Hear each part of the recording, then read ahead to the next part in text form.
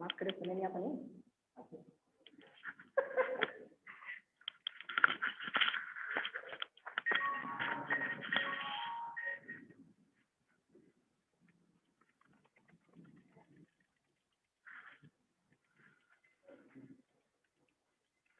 Start.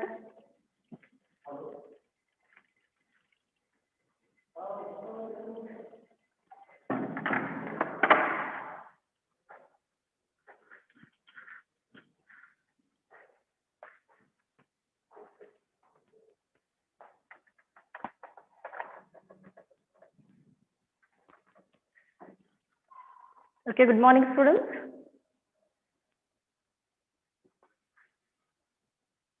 Yes.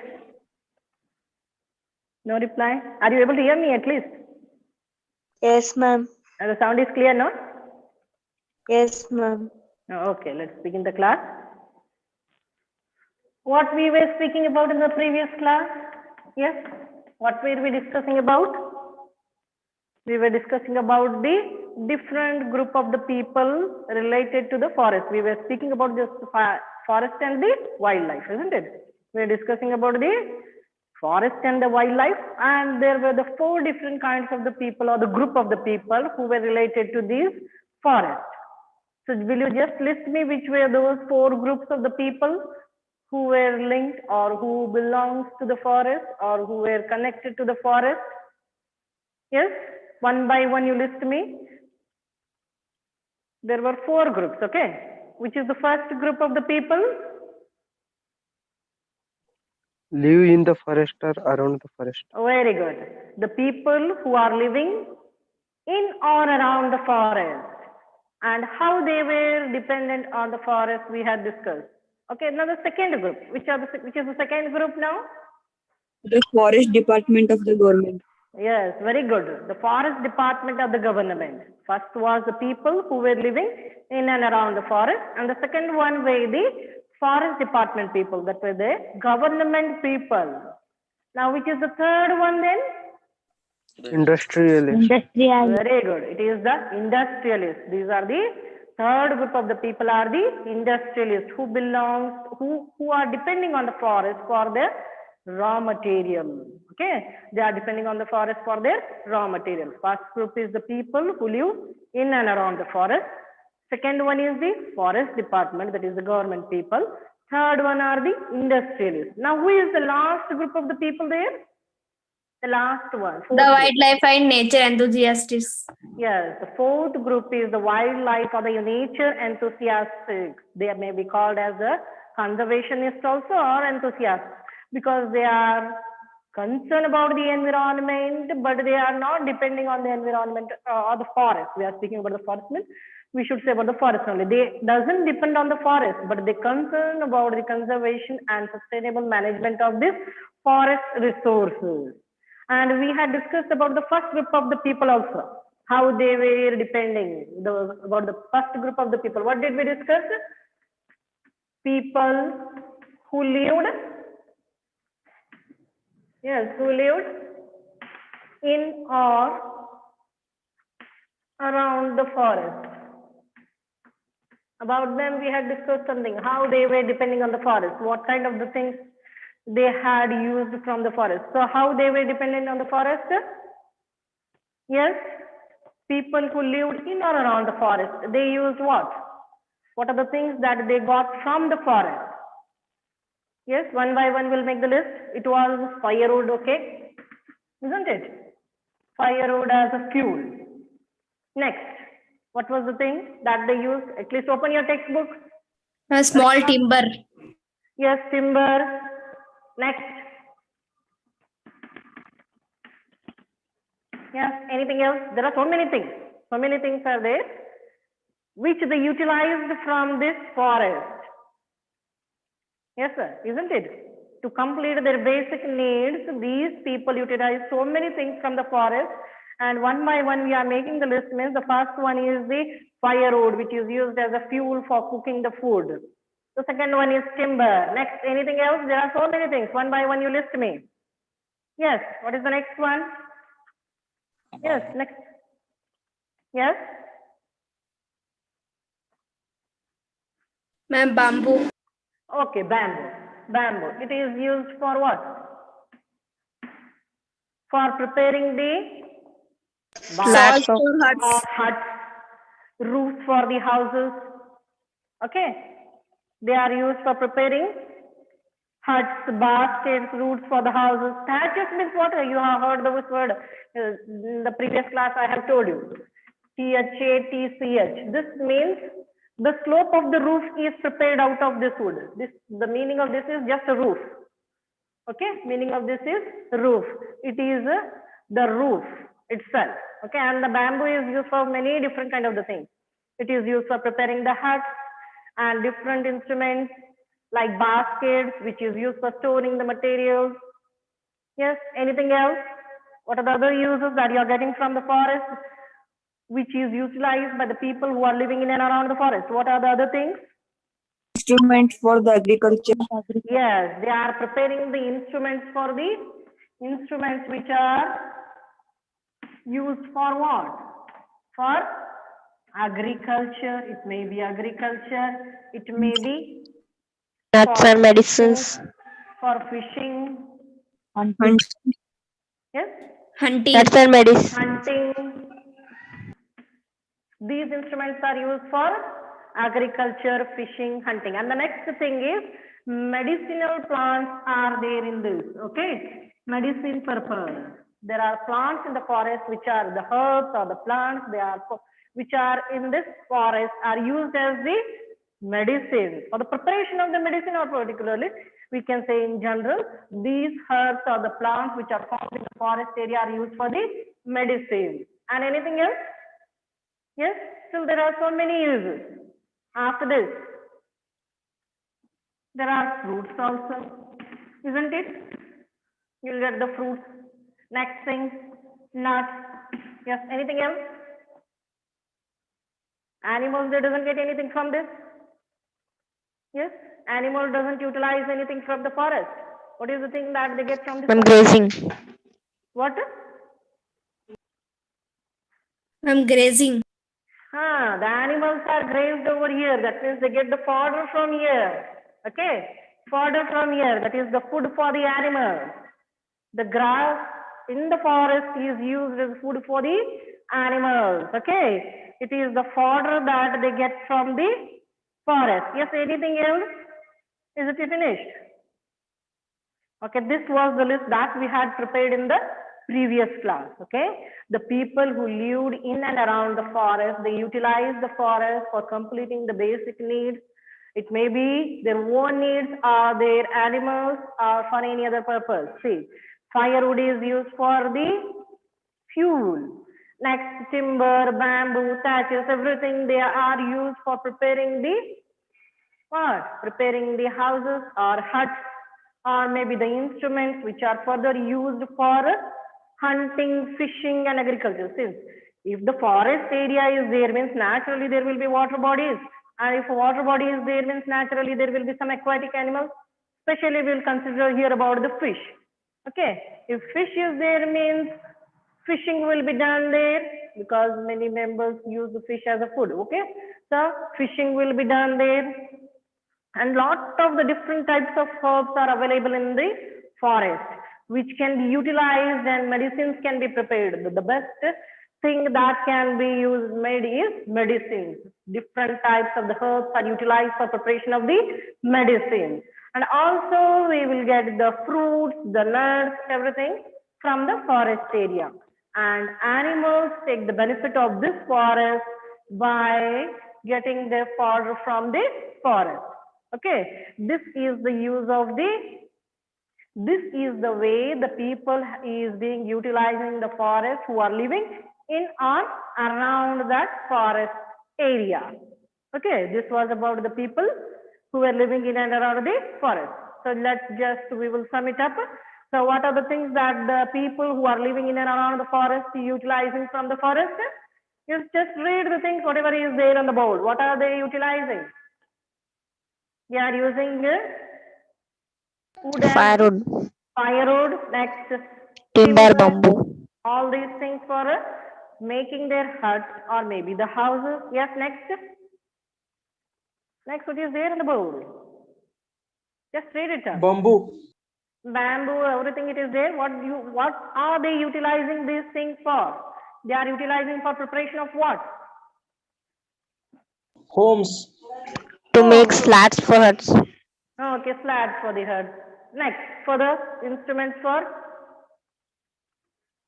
Fishing. fishing, Hunting.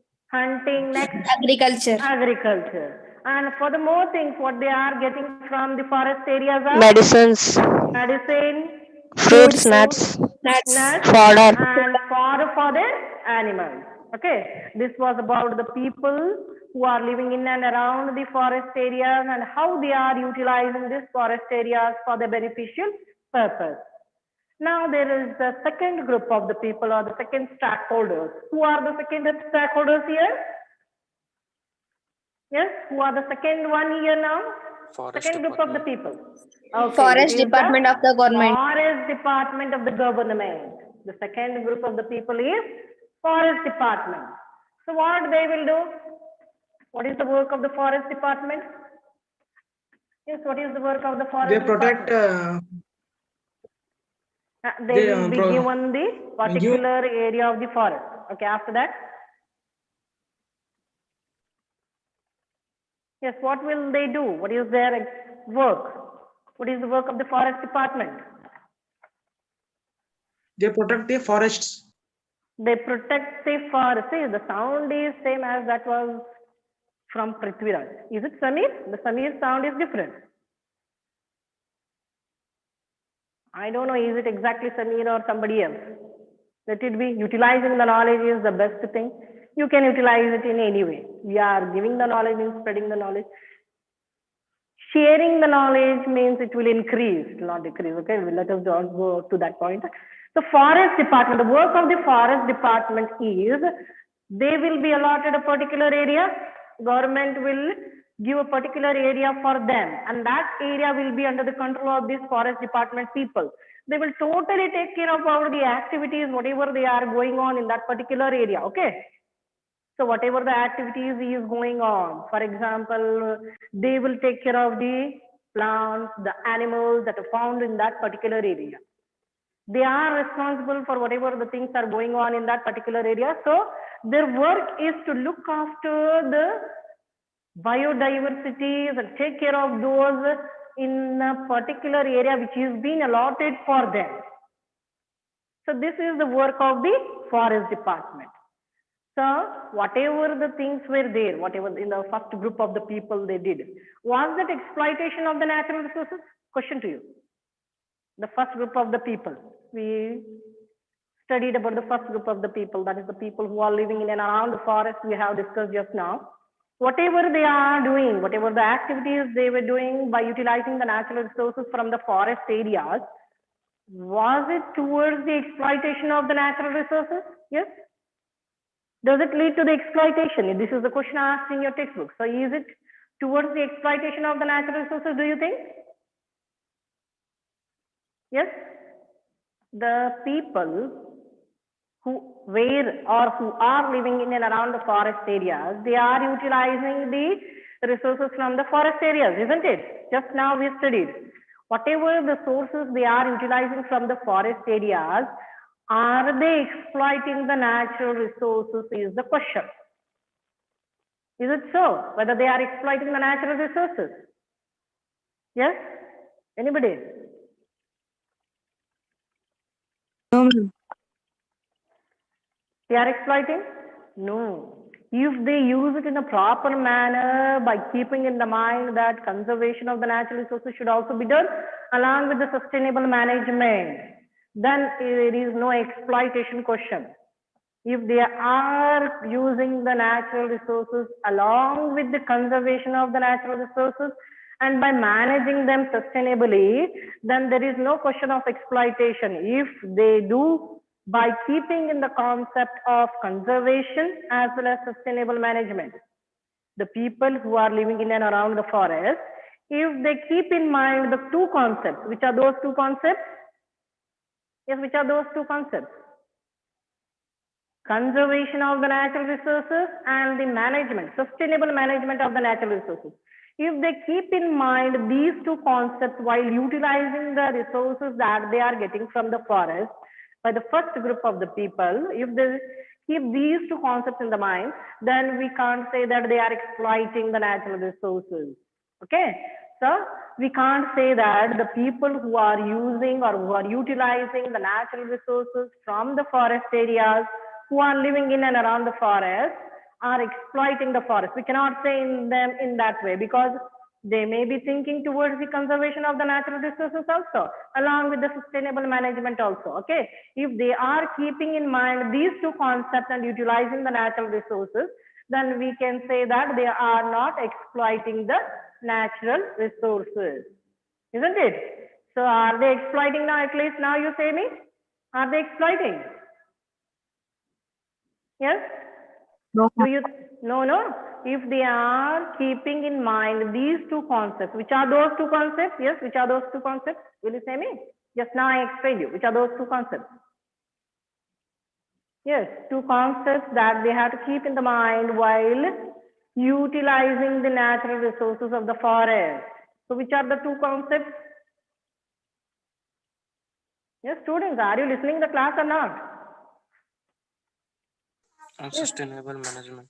Yes, very good. Sustainable management of the natural resources along with the conservation of those resources. If they keep in mind these two concepts, then we can say that they are not exploiting, they are utilizing it in a better way. Okay. Now we were speaking about the second group of the people, that is the forest department, and we told that they will be allotted a particular area by the government itself, and they are like the landowners of that particular land.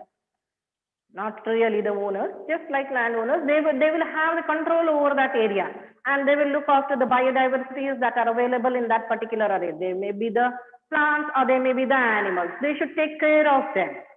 Okay, this is the duty of the forest department of the government. Now, what is actually happened before the arrival of the Britishers and after arrival of the Britishers? So let us come to that point of view. See, before the Britishers arrived to in India, the people were living in harmony with the nature so coolly. They were utilizing the natural resources and also conserving as well as sustainably managing the resources, as a result of which everything was going in a ecological balanced manner. Everything was going in the ecologically balanced manner. The environmentally friendly decisions were taken during that time. So everything was conserved. The natural resources were utilized in a better manner. But after the arrival, that means before the Britishers came, they had a large amount of the area and the people utilized the total area, isn't it? They utilize the total area and the area is big, means the resources will be more.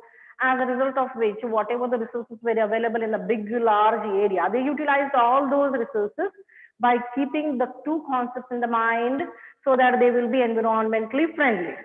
But when the Britishers came to India, they took over the control over these areas. What they did? When the Britishers came to India, they got their control over the maximum areas of India, as a result of which the people were pushed to the smaller areas. Okay, due to the arrival of the Britishers in India, the people were pushed to the smaller areas. See, as a result of which they took over the control of the large area and the people got a small amount of area, but their needs were more. The needs of the people were more, the basic needs, whatever. Naturally, at that time, the people were more depending on the forest itself for their firewood. Okay, so they were pushed to a smaller area now. Since their basic needs were more, they started exploiting the natural resources which are available in the small area only. The population was more, the area was less, and that means the resources were less. As a result of which they started exploitation to some extent, not to a big extent. The population at that time was less only. During the Britishers' time, the population of India was less as compared to today's generation, today's present age. Okay, so Uh, because of the arrival of the British, the people were pushed to the smaller areas. Britishers took over the control of the large areas. Since the people were less, people were more, and the area was less, their needs were more. Okay, the needs of the people were more. To complete those basic needs, the resources, whatever were available in their particular area, were very less, as a result of which they started exploitation of those resources for some extent. Okay, the one big reason for the exploitation of the natural resources was the arrival of the British people in India, and they took over the control of the large area. So this lasted up to the Britishers, they were there. Then after the Britishers went away, that means after the independence, what happened? This was during the time of the Britishers rule in India. When the Britishers were there in India, due to their arrival, due to their control, the people started exploitation of the natural resources because they have taken the control of so many things from the local people. This was the exploitation of the natural resources due to the presence of the Britishers. Now let us come to the next phase, that is after the independence. What happened after the independence? After the independence, the forest department was taken over by the Indian people from the Britishers. When the Britishers left over the India, then Indians took the charge of their own country. That means the forest department. We are speaking about the forest department now. Now this forest department, which was earlier in the control of the Britishers during the time of their rule, now came in the control of the Indians. Okay. Now, when they went away, they gave the forest department, they totally gave the India in the hands of the Indians. That means when the Britishers left away the India, after that, the forest department came in the Indians' hands. Now, they didn't utilize the local knowledge. After getting control over their own country, the forest department was in Indians' control. The Indians occupied the forest department. After getting the control over the forest, the Indians, what they did? They didn't utilize the local knowledge. Whatever their earlier knowledge was there, no, they didn't utilize it. They didn't think of the conservation of the natural resources. They didn't do the sustainable management. They went as the Britishers were doing. They didn't utilize the local knowledge. They didn't complete the local needs. They didn't fulfill the local needs. So what did they do? They became commercial as the Britishers were there. They also started exploitation. They started the monoculture. Monoculture means single culture.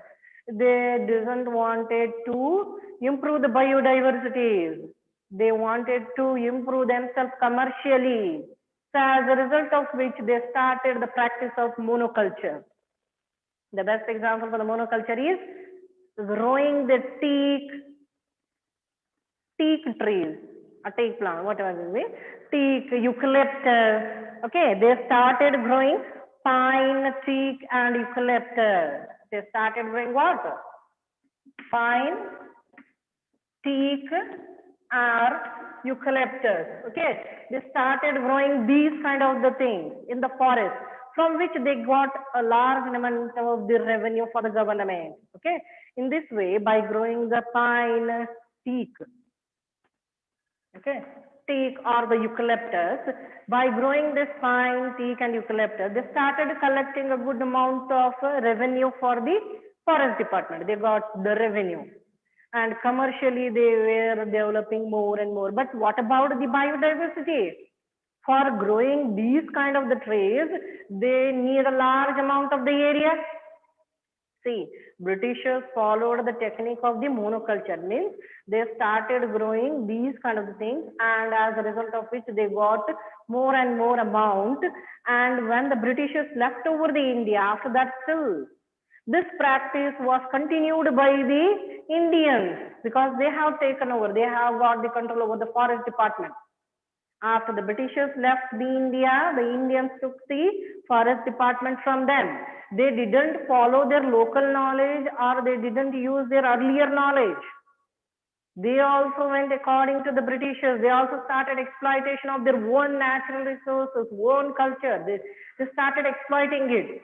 They became commercial. They started thinking commercially, and they started growing pine, tea, or eucalyptus, which gave a large amount of the revenue for the forest department. And for growing these kind of the things, they need a large number of area. To grow these, large number of areas needed. Naturally, they started destroying the other biodiversities. Deforestation was there. So after cutting down the large number of different kinds of the plants or the trees, they started growing this one for their commercial use. Okay, so they want to improve their revenue. They want to increase the amount for the revenue department, as a result of which they started growing this by cutting the other plants. Okay, other plants and the trees. They started clearing the forest, destroying the forest. They started deforestation and started cultivating these things, which gave a large amount of revenue for them. As a result of which the local people suffered for completing their basic needs. They didn't get the food, the nuts, the medicines that they were getting from the forest. All these things, all these basic needs were neglected by the forest department. So they thought only about the revenue that they are going to get from these kind of the growing of the trees or these kind of plants, whatever these are there, whatever the amount they got by these kind of the things, these kind of the activities, they have started these things instead of taking care of the biodiversities which are there in the forest. They started exploiting them. They started clearing the biodiversity. They started destroying or deforestation. They cleared the large number of area which was needed for the cultivation of these kind of the trees, which gave a large amount of the revenue for the forest department. Okay, so how was the situation of the people before the arrival of the Britishers? Yes, will you say me how was the situation? How the people were living? Yes. How were the people living before the arrival of the Britishers in India? Was it environmentally friendly or not? Environmentally friendly. Environmentally friendly. There was an ecological balance before the arrival of the Britishers. But when the Britishers arrived in India, what happened at that time? When the Britishers arrived in India, what happened at that time? Exploitation of environment. Exploitation of the environment started. And after the Britishers left the India, what happened at that time? Yes, what happened Indians after? continue to exploit.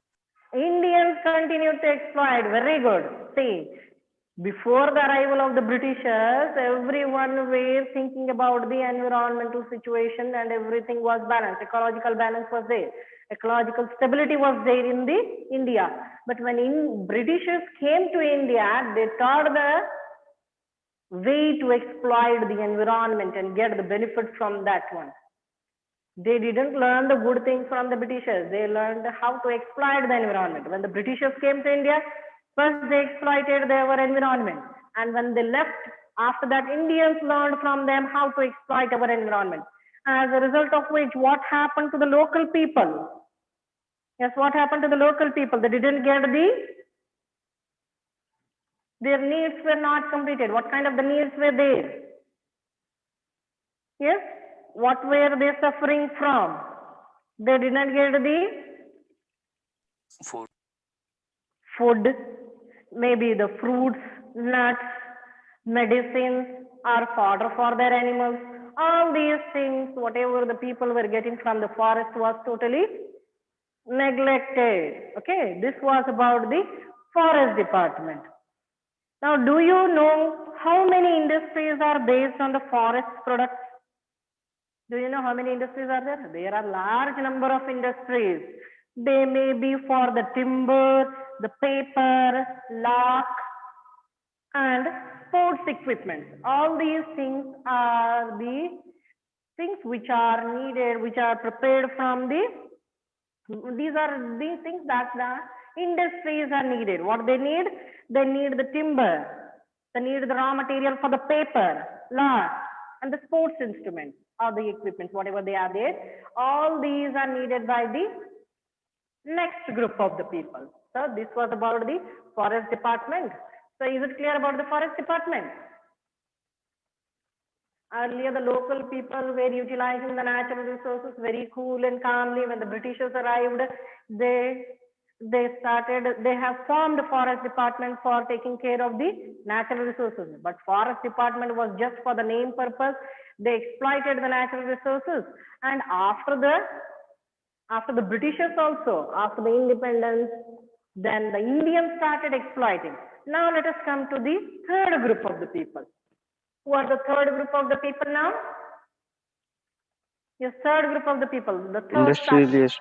Industrialists. The third one are the industrialists. Okay. Third one are the industrialists. So what they will do now? What are the things that they are? Do you know how many industries are based on the forest department? Forest products. How many industries? Yes. How many industries? On what kind of the products you just say me? What kind of the products they may be depending on the forest? The raw material. The raw material may be timber for the paper, glass, or for the sports equipment. So what kind of the things they are preparing, or what are the raw material that they need for after using the raw material? What are the things that they are going to prepare? They are going to prepare the paper, isn't it? Yes, students, they are using the raw material to prepare the paper, timber for the other sawmills and all those things. Then, yes, for sports equipment, glass, which is a shiny material which is used in the preparation of paints, or maybe girls may be knowing it more well in a better manner. Lac means what, girls? Do you know? Yes, do you know, girls, about lac? L-A-C, not lac, lac. You'll wear the bangles, no? The clay, the shiny clay, different kinds of the bangles that you wear. The bangles are prepared of lac, and this lac is also used for preparing the paint and many other things.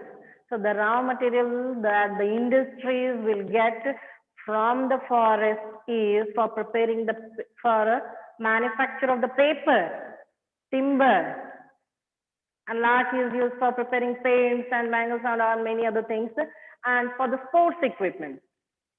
So why is the raw material used by the industrials? What are the things that they are going to prepare from the raw material used by the forest? Yes, just make a list. Yes, students, are you hearing me? Answer me. What are the raw materials used? Why? What are they going to prepare from those raw materials further? Yes? Just give at least one example. That is paper. For paper mill. Timber. Next, anything else?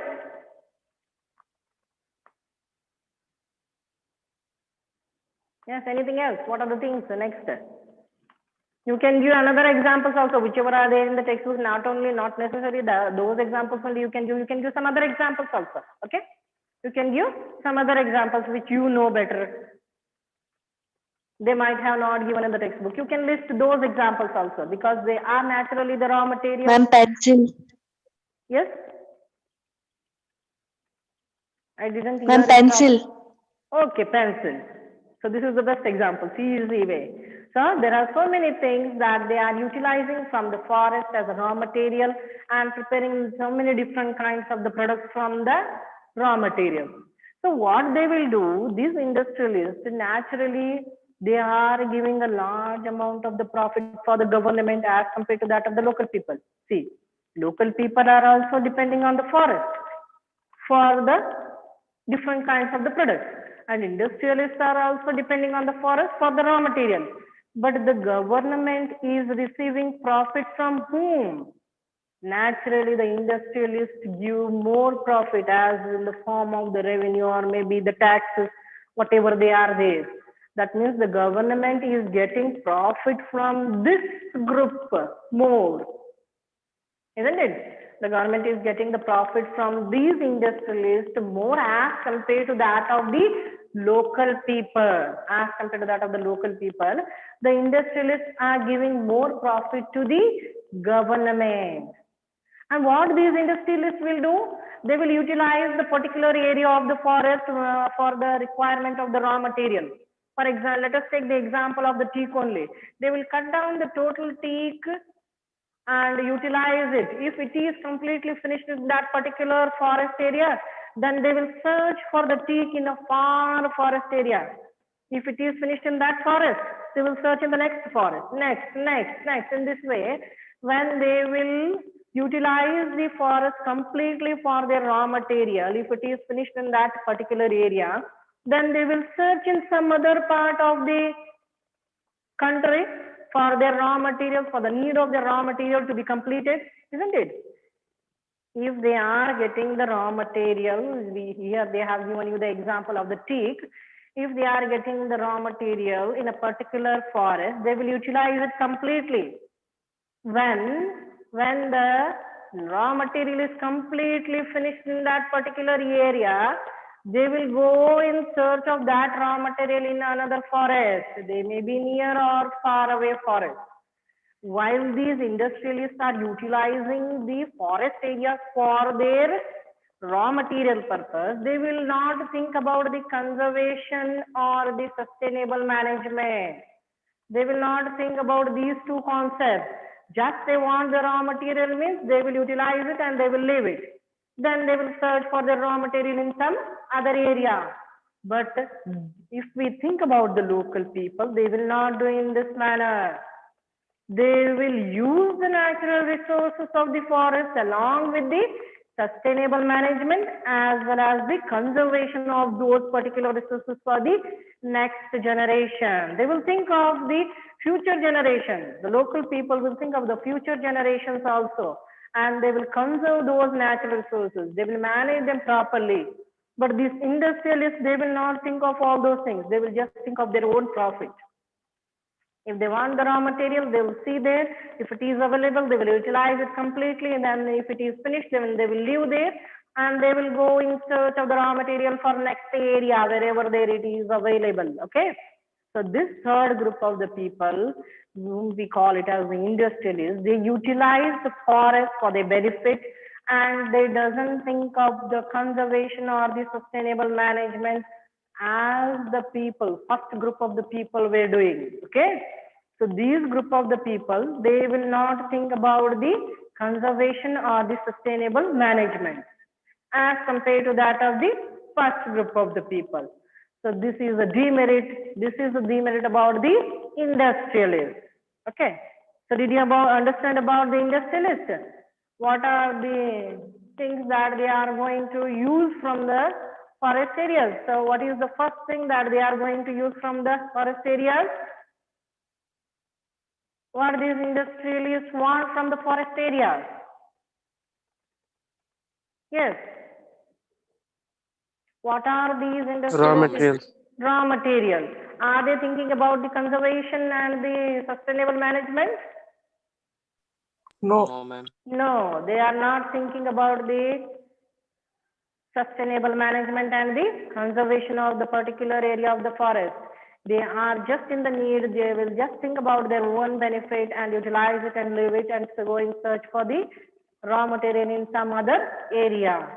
So this was about the industrialists as compared to that of the people who are living in and around the forest. Now there is an activity given in your textbook. See, 16.7. What is the activity? Find out about any two forest produce. Produce means here the products you have to find out. They have given produce everywhere. So the meaning of the produce is the product. Find out about any two forest products that are the basis for an industry. Find out any two products which are the basis for the industry. Then discuss whether this industry is sustainable in a long run, or do we need to control our consumption of these products. First, find out any two products which are the forest products. First, you have to find out any two forest products which are being utilized by these industries, and if they are utilizing, whether they are utilizing these resources sustainably or not. That means, are they thinking about the conservation of that particular resource, or managing or sustaining that resource for the future generation or not? You have to think it over. First, make a list. You may be making two other things, the other student may be making the two other things. So prepare your own list. Only two products you have to think about from the forest areas that is being utilized by the industrialists. And then think about whether they are in the view of sustaining those resources for the future generation or not, or just they are utilizing those two products. So you have to make a list of two products of the forest which is being utilized by the industry. And these two are whether they are sustained for the next generation or not. You have to think, are they exploiting those two products just for their beneficial purpose? You have to think all these things and then make a report on it. So is it clear about the activity? What you have to do?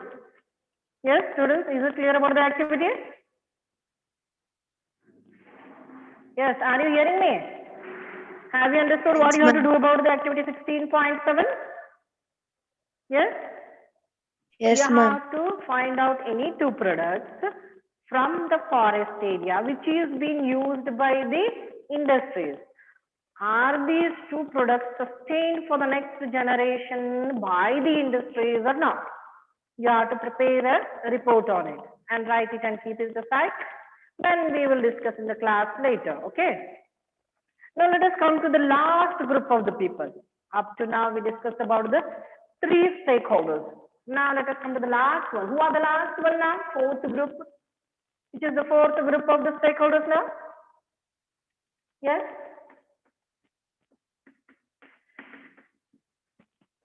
Yes, fourth group. Who are those? I'm writing on the board. Just see. Who are those? Fourth group of the people.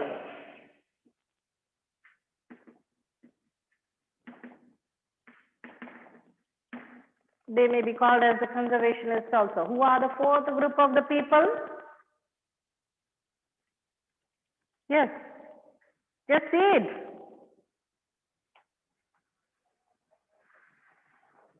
Yes. Who are the fourth group of the people?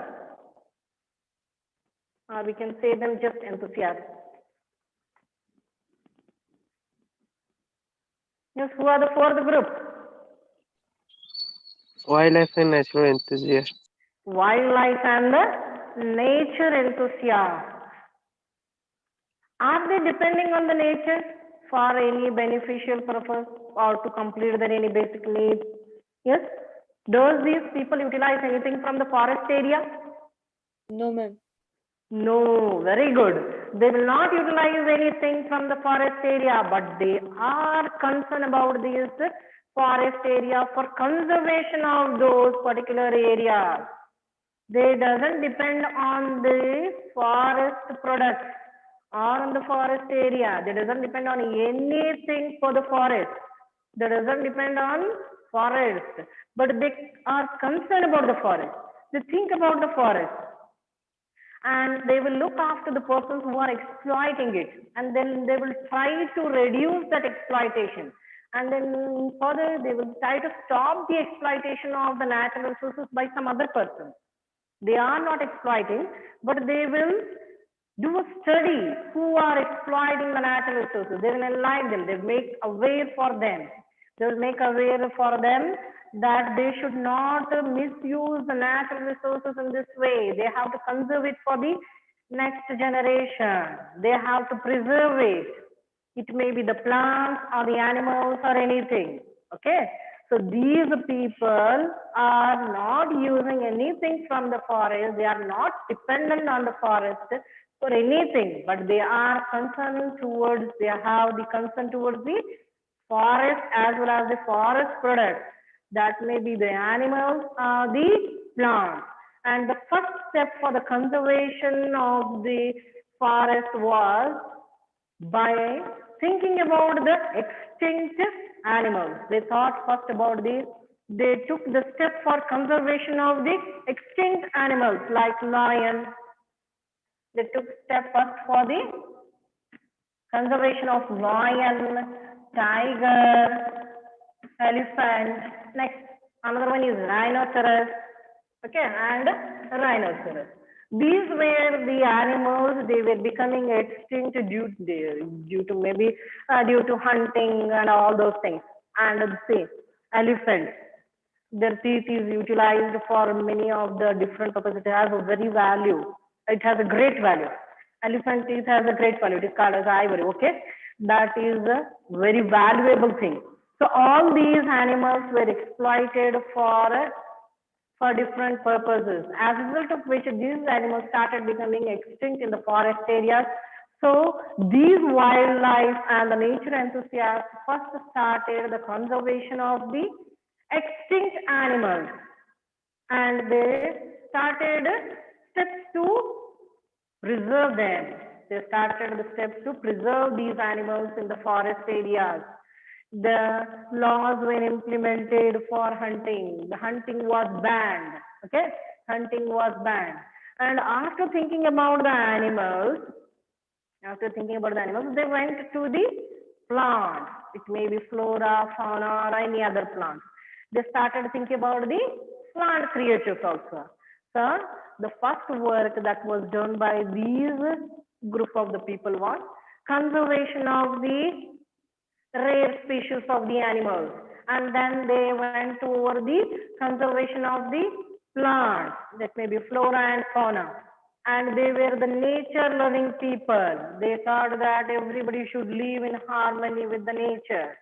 Okay, so the best example for these kind of the people, these kind of the things is these kind of the people. The best example of these kind of the people is Bisnoy. You might have heard the story of Bisnoy. Yes, anybody has heard about the Bisnoy? I think it has been appeared in the English chapter somewhere. Do you know about Bisnoy community? Yes, ma'am. What is the story? Will you tell me? In short, you can explain me. What do you know about them, Bisnoy? Do you know anything about them? They were the nature-loving people. They used the traditional way for the conservation of the plants and the plants. Okay. Do you know anything about these people? Yes, anybody? So, see here. If you don't know, let us come to know. Bisnoy community is in the western Rajasthan on the border of the Thar Desert. This community is found in the western Rajasthan on the border of the Thar Desert. They were the nature-loving people, and they were using the traditional methods for conservation of these things. Okay, when the other people started exploitation, they opposed them for exploitation of those resources. These Bisnoys who were living in the western Rajasthan, the border of the Thar Desert, they were the nature loving. They specially conserved the flora and fauna, and they even sacrificed their life for the conservation of this. See, they even sacrificed their lives also for the conservation of this natural resources. And nowadays there is an award which is given in the memory of Amrita Devi. What is that? What is the name of that award? Yes, the name of the award is Amrita Devi Bisnoy National Award for Wildlife Conservation. This is given in the memory of Amrita Devi Bisnoy, who in 1731, she has sacrificed her life. In 1731, among her, along with her, there were so many people. 363 people were also there who gave their life for the protection of the particular type of the trees called khejri trees. The picture is given in your textbook. See, this is the picture of the tree. For the protection of this tree, she gave her life. Along with her, 363 people also gave their life for the protection of these trees. Okay. This is about the Khejrali village near Jodhpur in Rajasthan. So these kind of the trees are found in Khejrali Ma'am? village. Yes. Yes. Ma'am, nowadays we can see that Bisnoi peoples, ma'am, in Thar Desert. Maybe some may be available. I don't know about more about that one, but I know this much only. See. Okay, you can study somewhere else about them. But at that time, in 1731, they have done. This is the story about 1731. See, 1731. So many years back. I don't know whether they are still there or not, I don't know. But because of their sacrifice, only these khejri trees were preserved. And along with that single woman, so many 363 people were also, they have also sacrificed, they were also died. They have sacrificed their lives for the protection of this particular type of the tree, which is in Khejrali village in near Jodhpur in Rajasthan. Okay, you can get the information somewhere else, but I don't know whether they are available still now or not, because this is the story of 1731. These people were available in the 1731. Okay, how these people were? These people were the nature-loving people. And which is the tree that they have protected at that time? These Bisnoi people. Which is the name, what is the name of the tree that they have protected at that time in 1731? Khejri. Khejri. And from which village are they? They belong to which village? Yes, they belong to which village? Khejri village. Khejrali village. The name of the tree is Khejri. The name of the village is Khejrali. And it is near Jodhpur in Rajasthan. And the government of India have started honoring the people who are nature living and who have given some efforts towards the nature by an award. What is the name of that award? Yes, name of the award which is given in the memory of the Amrita Devi. What is the name of the award? Amrita Devi Bhosnal National Amrita Award. Devi Bisnoi National Award. The name of the award is Amrita Devi Bisnoi National Award for Wildlife Conservation. See, her name itself is given for the award which is for the wildlife conservation. So as to keep her name memorable, to memorize her, this award has been given her name itself because she has sacrificed her life. So sacrificing the life is a very big thing. That too for a tree. For a tree, she has sacrificed her life, means it is really a great task. So in her memory, they have started giving an award which is called as Amrita Devi Bisnoi National Award for the Wildlife Conservation. And this was the story of 1731. Okay, this was the story of the 1731. So did you understand about the wildlife and the nature enthusiasts? Still we are going to continue about these kind of the people in the further next class. Still it is there. So let us stop here. Time is up. The bell has rang. Okay. So this was about the four group of the people. We have completed speaking about the three group of the people, and still we'll continue about these fourth group. Up to now, what you have studied, let me just sum it up. So who are called as the wildlife and the nature enthusiasts? Are they depending on the forest or not? Yes, whether they are depending on the forest. Are they getting any benefit from the forest? Yes, whether they are not getting any benefit from the forest till they are caring for these forests. So what was the first step for the conservation of the forest by these people? The first step was conservation of what? Conservation of the Animals.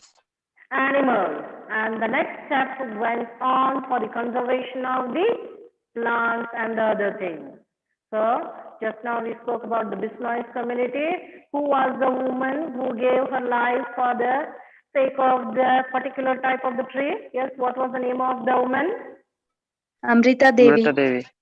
Amrita Devi Bisnoy. And what is the name of the tree for which she has given her life? Kejari trees. Kejari tree. And she belongs to which village?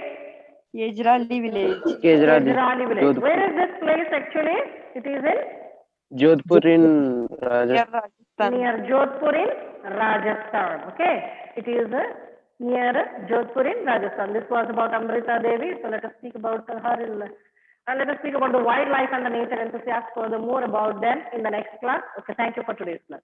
Anybody any doubt in today's class? Yes. No, Have ma'am. you started writing the notes? No doubt, no? Okay, thank you.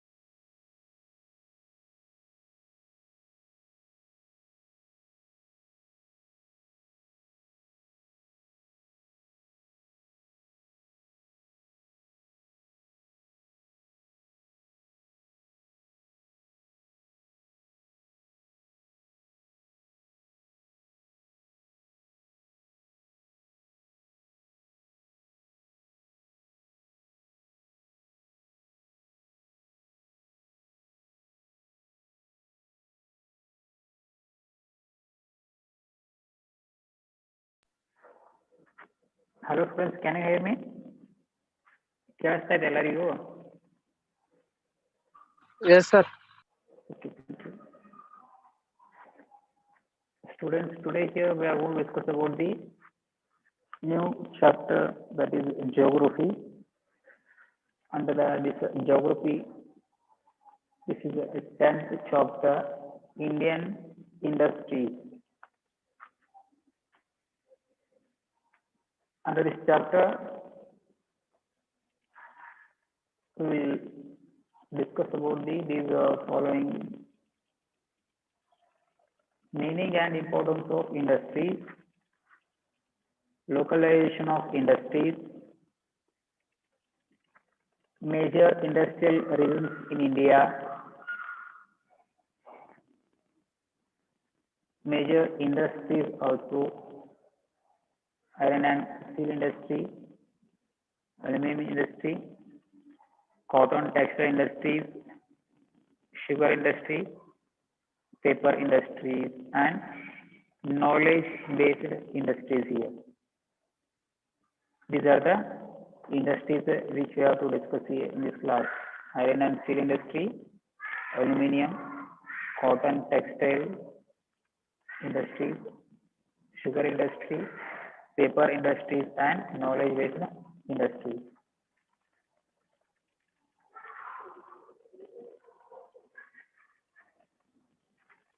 Let us understand here the meaning of industry. India, it is blessed with many natural resources and raw materials, but all these natural resources and raw materials cannot be used directly there. Before using that, we have to convert that natural resources or the raw materials into manufactured products here. Then only we can have the benefit of that all natural resources or raw materials which are available in India.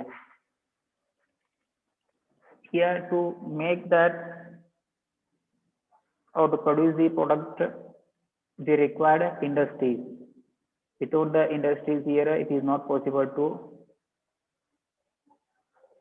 make here that product. These industries help us to make product by using the raw materials and natural resources which are available on the earth here and then interior of the earth also.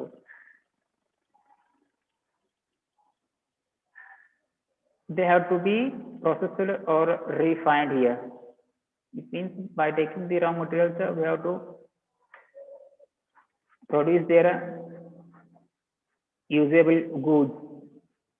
There is a process, that is a shifting or transportation and machineries and water packing and etc. here. These are all are come under the process of the or refined that industries there.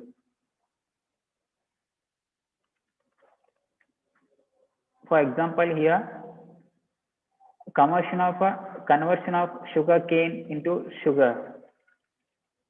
This sugar cane, it will be produced in the agriculture area, and directly we cannot use that. We can use only for that sugar milk there, but directly we cannot use that as a sugar. If you would like to get sugar, we have to engage in the process of making that sugar in the industry there. That sugar industry here, sugar cane will be converted into sugar or jaggery or kind of any other that products here. Next, iron ore into steel here. Even iron ore also it is cannot be used directly. We have to make there or we have to use industries to manufacture that steel or any kind of that products there. Cotton into cloth, cotton industry there. Wood palm into paper.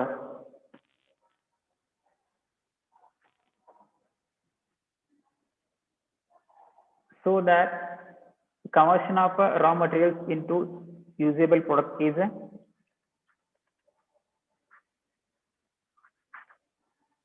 known as manufacturing industries here. So that the conversion of raw materials into usable goods by using machineries or manual labor, it is called as manufacturing industries. Understand the meaning of that industries here, or manufacturing industries. The conversion of raw materials into usable products by using the machineries or a kind of manual labor. It is called as or it is known as manufacturing industry.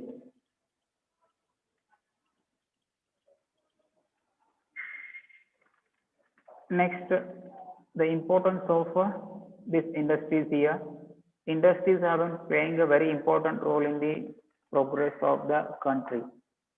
Industries are vital for economical progress of the country here. Their role it is very important.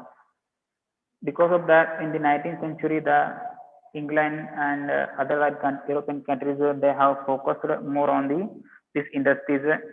Due to that, they started industrial revolution in their area, in their region, and produced more and more product and sold those all in their colonies and become their rich country there. In one side, it may increase the income of that individual also, and in other side, it helps to increase the national income. With that, it increases the or it shows the growth of country's economy.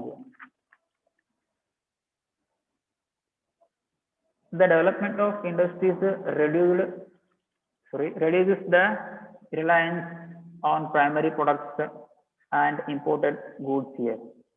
The development of industries it reduces the reliance on primary products. It means depending on that mainly primary product it may decrease, and imported goods here. If we are able to establish more and more that goods, industries in our country to produce or usable products or goods, we do not need to import here goods from the other countries. Whatever we require, that all goods we can produce in our country only by using these industries. Because of that reason, after the independence, our first Prime Minister Jawaharlal Nehru, he focused on the establishment of industries. In that 5-year plans, they give importance to that industries and then agriculture in the beginning of that Panchavarshika Yojana or that 5-year plan.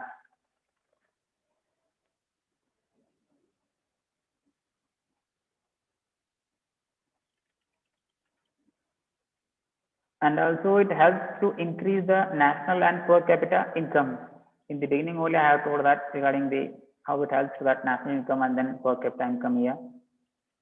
It means that industrial product it would used in the sale and purchase activity. With the help of that sale and purchase activity here, people they may purchase their goods, and while purchasing the goods, they may pay income or that amount to the shopkeeper or manufacturer. With that activity, it may increase here that per capita income also and then national income also there. That industrialist they will pay what tax to the government and help to the increase of that national income here. And the people those who are engaged, those who will be engaged in these industries or a kind of job. Through the work, they will get little income, and it helps them to increase their per capita income.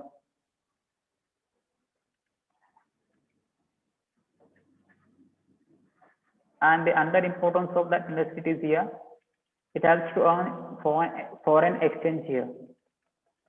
By producing more and more goods with the help of industries, we can send our goods to the other countries, and we can earn more and more that foreign money there, which would help to develop our country, or while purchasing the other country's product which we are not able to produce in our country here.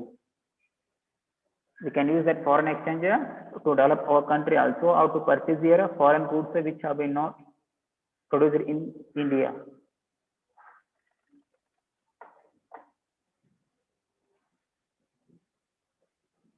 The next importance of that industry is here.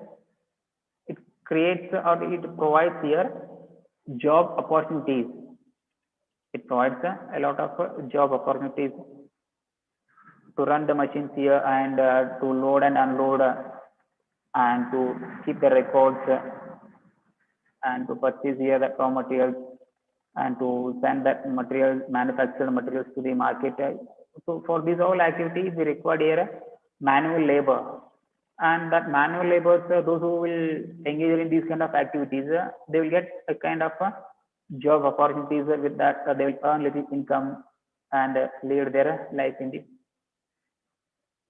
future. It raises the GDP and the living standard of the people here. People with the help of that kind of job, they may use here, they may earn here income, and that income they can use to purchase any kind of that goods which they would like to have, or which that product it is usable to them,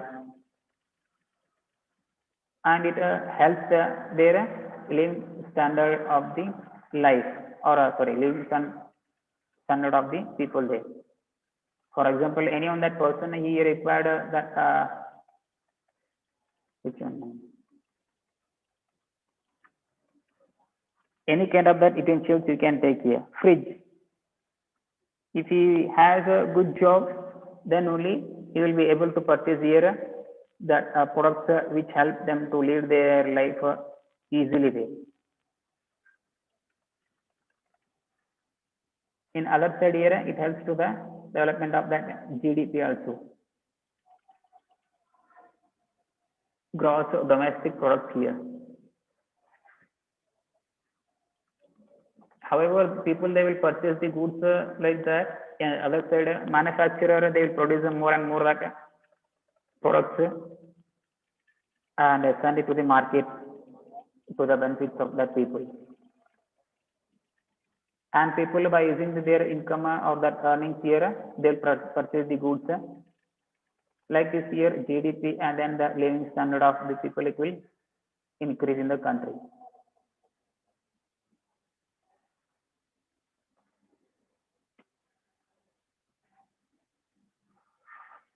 They help to reduce the pressure on, what is that word?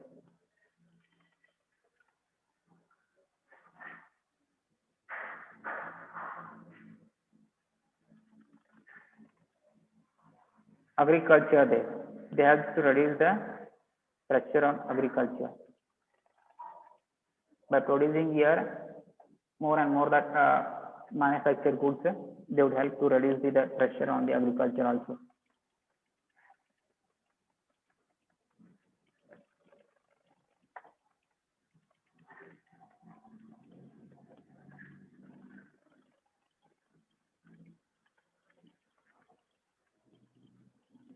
Those who are able to do the agriculture activity, they will do agriculture activity, and others, those who are educated or those who are skilled workers in the various occupation, they will engage in that variety of occupations. Like this, or through this here, it may decrease the pressure on the agriculture.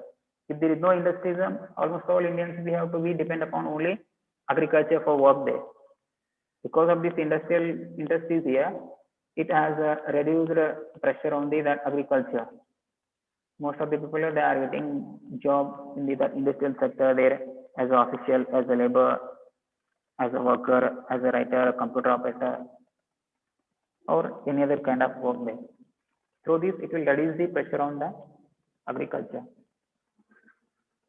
Next point, localization of industries. The points which helps to the development of agriculture, they are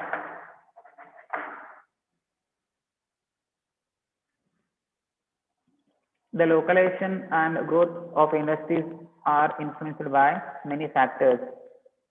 Even if you would like to establish any kind of industries in our area, it should have a few that facilities or factors.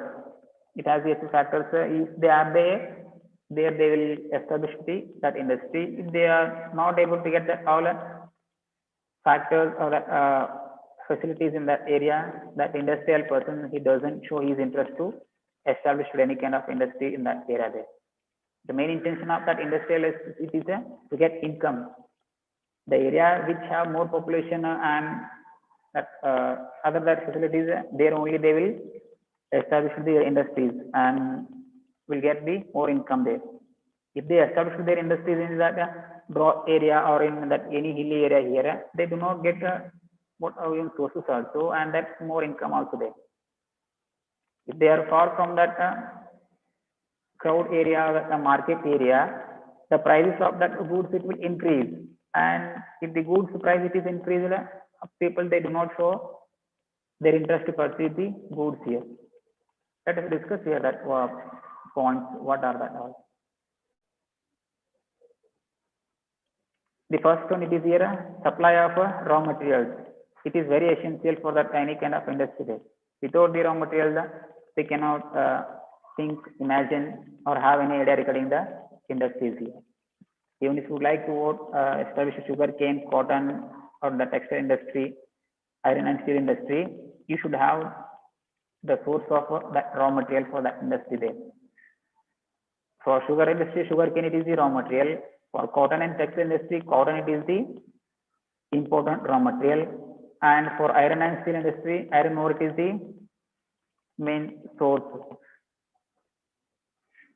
Therefore, where these are available in that area, that industrialist or the person they would like to show their interest to establish their industries.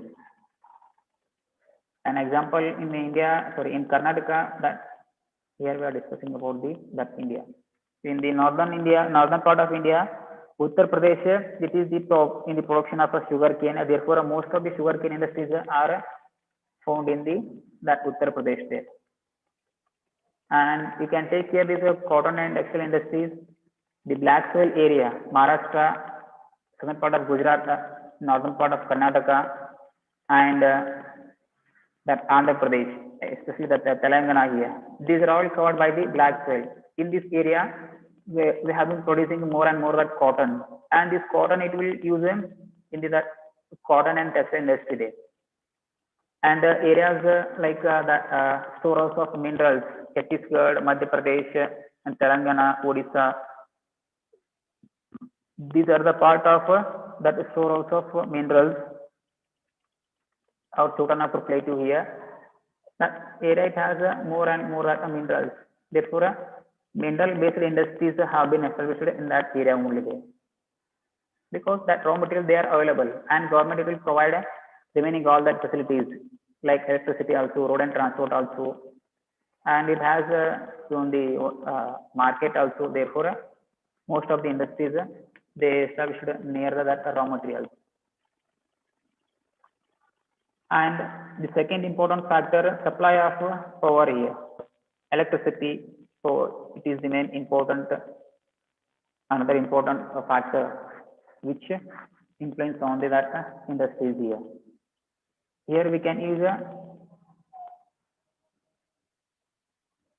electricity which is produced by the coal also, or solar energy also there, or through the water also, or any kind of that mineral oil also there to run that industries.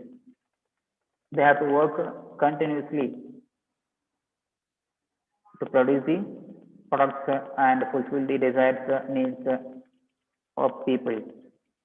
They have to supply here to the market here that products here. Therefore, to run that industries, we require here that power, that is electricity, to run that industries. And transport and communication. Why do we require these transport and communication facilities? To the purpose of marketing, we require a communication, and to the purpose of transferring the raw materials and then manufactured goods from agricultural land to industries, raw material. To transfer the raw material from agricultural land to industries, and then by using that raw material, we will produce goods. And then if you would like to transfer that goods to the market, here also we require transportation, kind of vehicle or train or kind of ships here. These are very essential, or these also influence on that localization of industries there. And the other point, it is very important, market facilities here to sell the goods and services which have been manufactured in the kind of manufacturing, the kind of industry there. If there is no market for that all products, people, they do not show the interest to purchase the goods, or that producer, he do not get any income, and that industry will be collapsed there. If there is market, then only he will show his interest to invest more and more amount in the production of that goods. The another important factor, that is capital. It means money there. Almost all industrial activities are run through this capital there. It means money there. Purchasing of the raw materials also, purchasing of that land also, electricity also, water, so building of the road and transport, and purchasing the vehicles to transfer the goods to the market, how to bring raw materials from the agricultural land to that industries.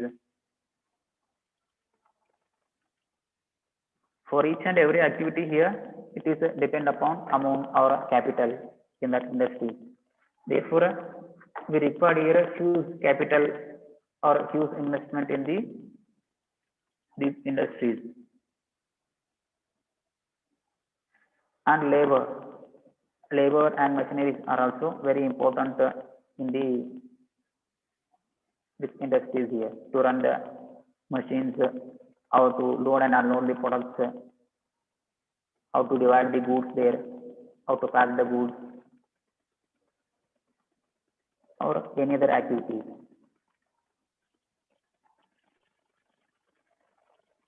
Seventh, it is here water supply.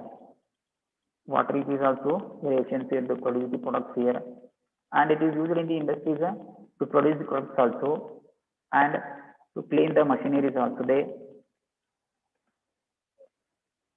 and other activities. Even the climate also, it is very essential to produce here kind of goods and that products here. Otherwise, that manufactured products, they will be spoiled. If there is no ideal climate, produced goods, they will spoil or they will declare there.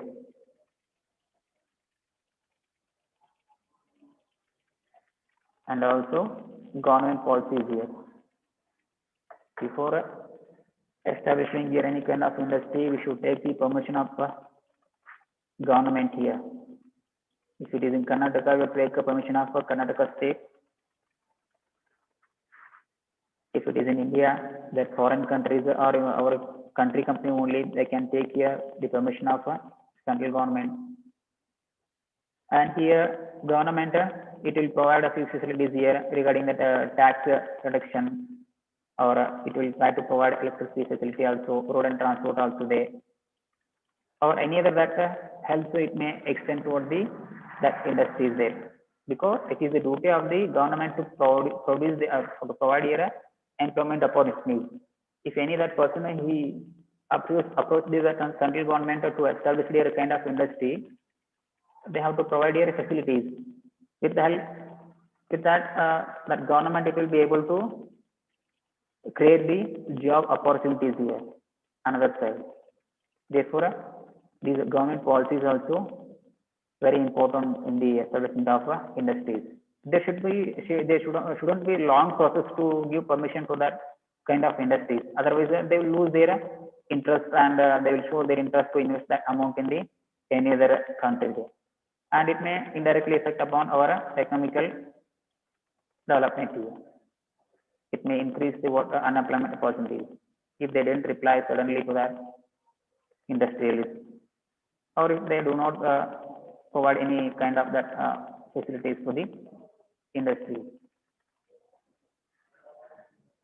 Like this here, these are the few factors which influence on the that industrial reasons. First one, supply of raw material. Second, supply of power. And third, it is the transport and communication facilities. And fourth, market facilities. And fifth, capital investment. Sixth one, labor, water supply, ideal climate, and government policies.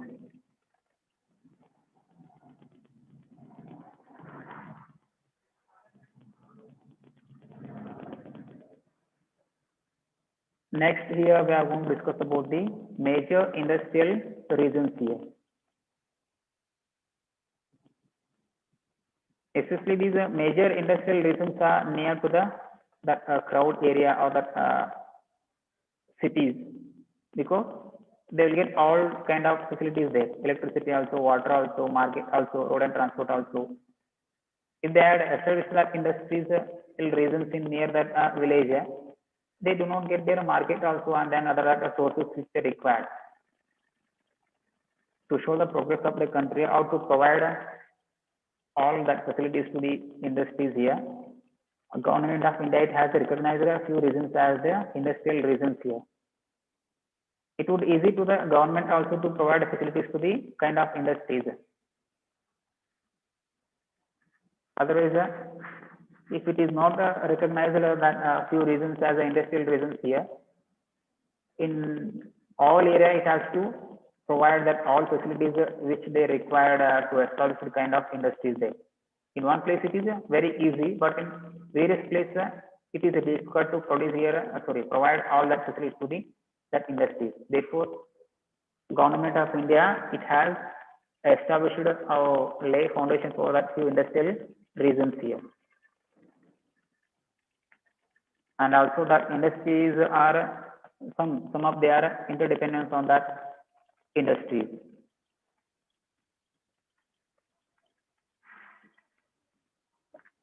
For example, a sugar industry can take care of the cotton and textile industry.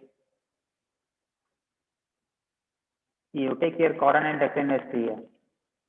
In the cotton industry, what they will do here, they will purchase the cotton, and then purchasing that cotton, they will convert it into water thread in one kind of in one factory there. And then in other that textile industry, they will purchase that kind of thread, and they will use that in the production of a kind of a cloth also there. And sugar industry, in the sugar industry here they will manufacture that sugar or that jaggery also, and in the some same area only here they will be under that in the kind of industry which you will able to produce here kind of a food product also there. To produce the food product or kind of a sweets here, we require jaggery on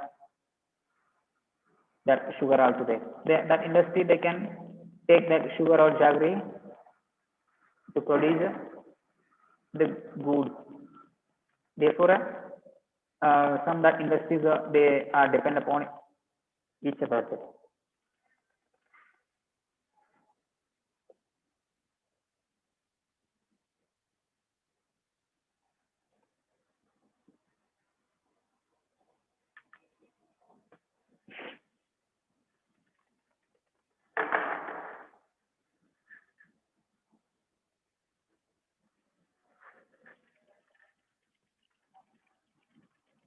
Here, major industrial regions, these are dominated by industries and industrial activities.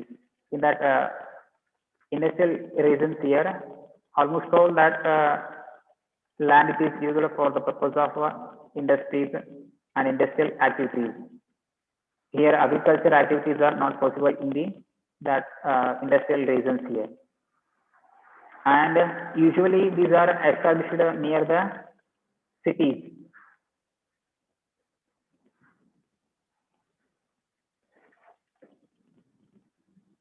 Industrial regions are located in areas where ideal factors or their location are found here. Almost all industries or the industrial regions they are established where that raw material and other that factors are available more and more. Raw materials and road and transport, water, electricity, etc. here.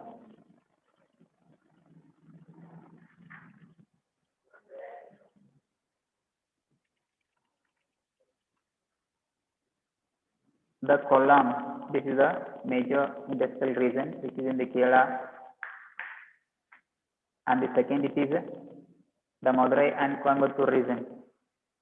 It is in Tamil Nadu, around the near to Bangalore, in southern India there.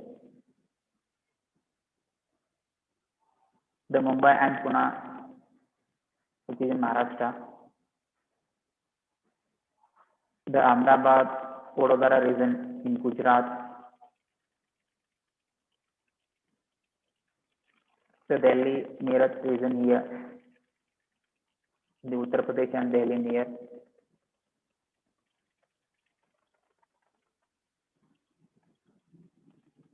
The Chhattisgarh, Bihar. So only in the eastern part of Madhya Pradesh, Chotanagpur, Plateau region, storehouse of minerals.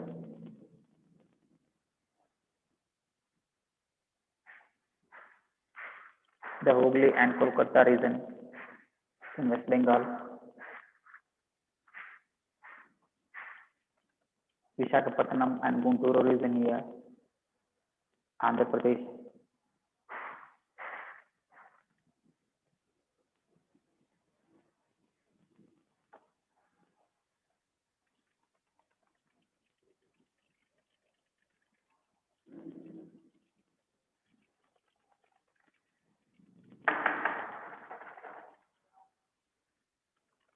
The Kollam, which is in Kerala. Second, it is Madurai and Coimbatore region in Tamil Nadu. Mumbai and Pune region, Maharashtra. Vadodara and then Ahmedabad region, Gujarat. Delhi and Meerut, Delhi and Uttar Pradesh. Chotanagpur, Plateau region, Bihar, Chhattisgarh, Jharkhand region. The Hooghly and Kolkata region, West Bengal, Visakhapatnam and Guntur region in the Andhra Pradesh.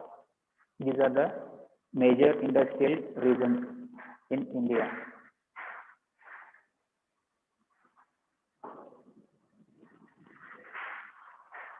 Next here, we will discuss about the important industries of India.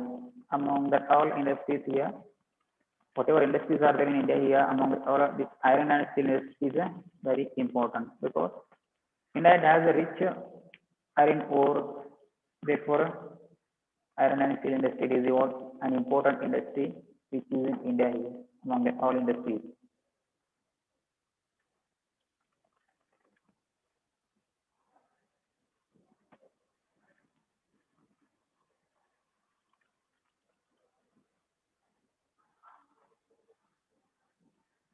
It is the basis of all other industries here. Why it is the basis for all other industries? Because this iron and steel industry, it provides materials which they required. An example, textile industry, cotton industry, sugarcane industry, and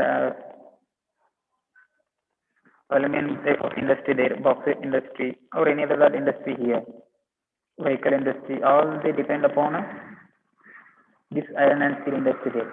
They required a kind of iron or that steel to establish their industries. Therefore, this is considered as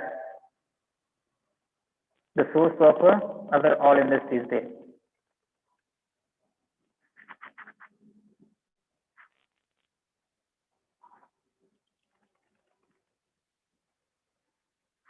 An example, engineering industry also depend upon this iron and steel industry. Locomotive, industry, production of a kind of vehicles, trains, locomotive is here. There is kind of engine, railway engine here. Machine tools to produce any kind of goods.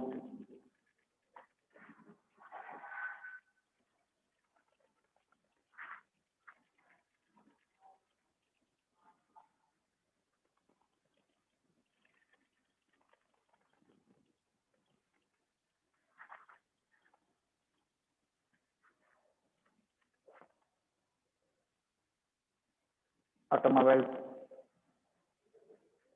machinery regarding the vehicles here.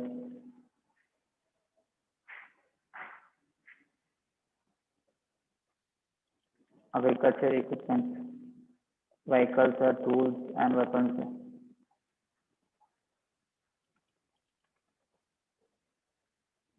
Because of these all reasons here, it is considered as the base for the all other industries.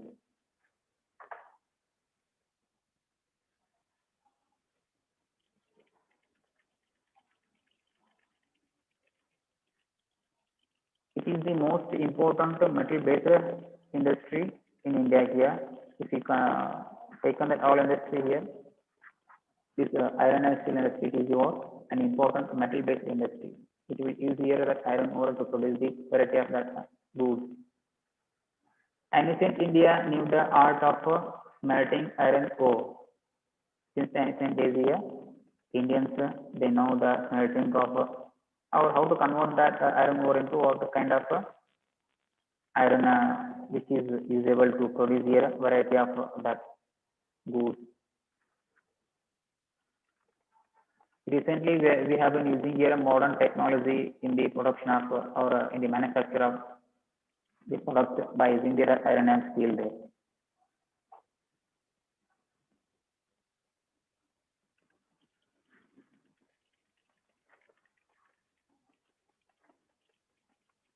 See there. These are the two pictures which help us to know about how do we know about the iron and steel industry since the ancient days.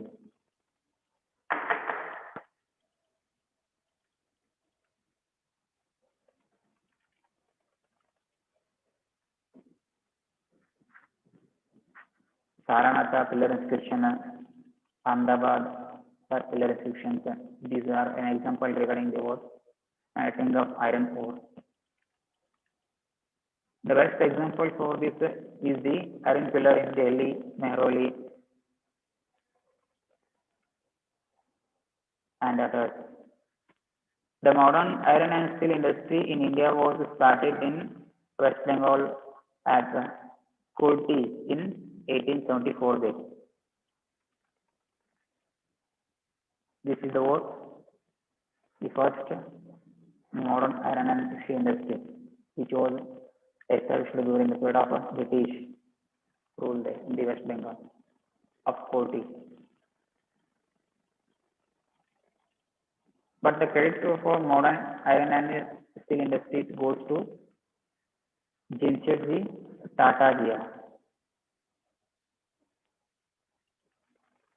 He is the pioneer of that iron and steel industry. He started or he gave more importance to establish their iron and steel industry in India by using the iron ore which is able in India there.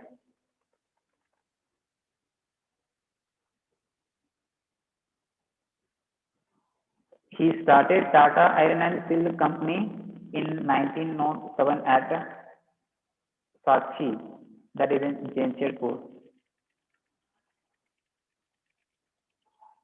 Jharkhand or Chhattisgarh, in that area there, in the Jamshedpur. Jamshedji Tata here he started the iron and steel industry to produce that iron which was used in which has been using in the various activities. The industry made great progress after independence here. Before that independence, maybe due to the reason of government facilities and lack of skilled labor and market, they didn't show progress. But after the independence, this iron and steel industry it has shown their more and more progress. Because that reason I already told in the beginning only, Jawaharlal Nehru, he focused on the development of that industry there. Before the independence also that Sir M. Visvesvaraya, he already quoted there regarding the importance of industry there.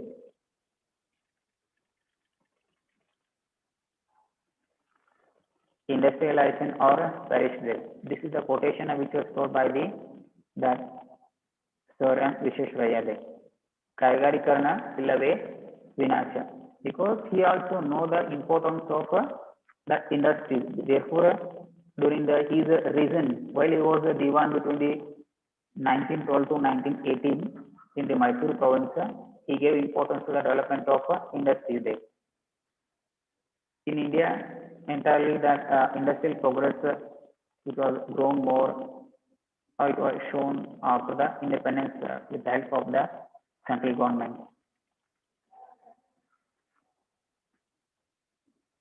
Under the 5-year plan effort, we made the development of this industry there. In 1952 here, central government it has started to implement that 5-year plan, which it was borrowed from the Russia there. And later on also, in each and every 5-year plans, it started to give importance to that particular field to develop that. In the beginning, it has focused on the agriculture and industry in that 5-year plan and supported that industrialists to establish the various industries across the country.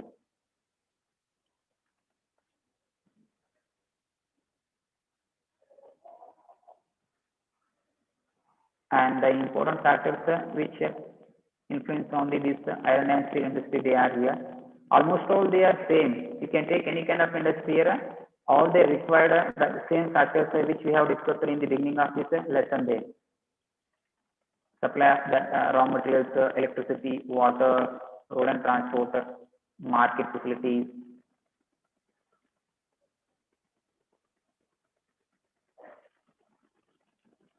Supply of basic raw materials, coking coal as a main source of power,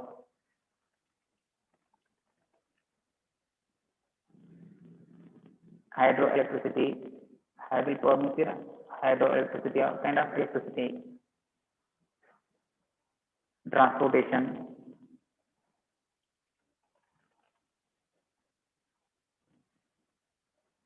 to supply within the country also or to export to the other countries. Plenty of water supply, cheap labor, investment, that is called capital, local market. These are the what factors which influence on that iron and steel industry there.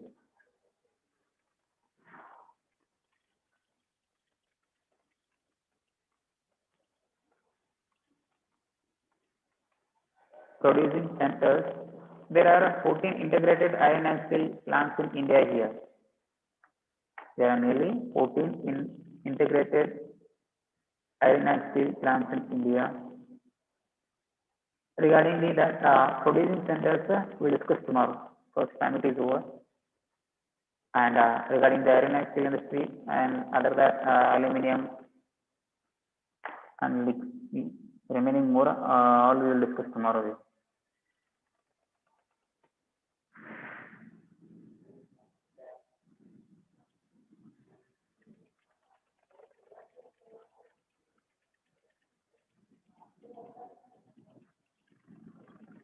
Have understood clearly?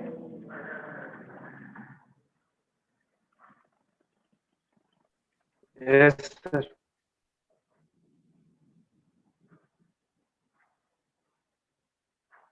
Okay, thank you so much to all. Bye.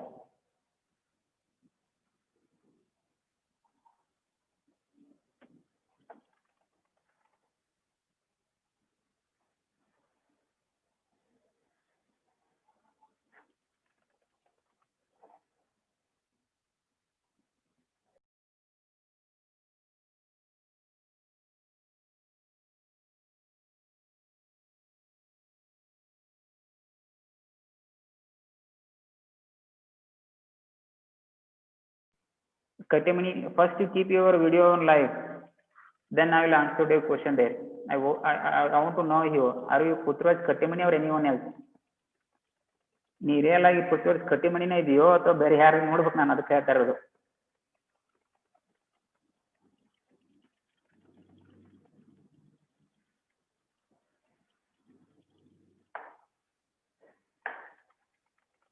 On your video.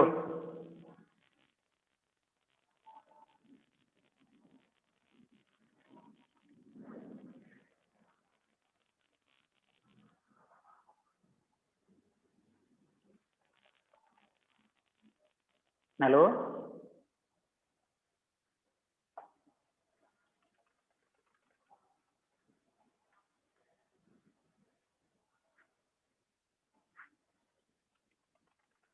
Hello.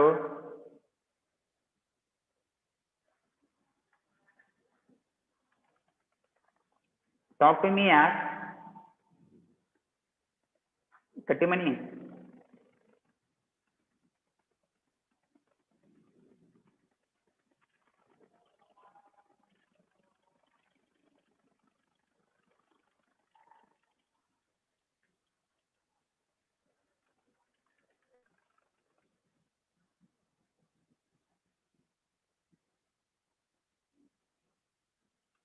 Hello. Where is he?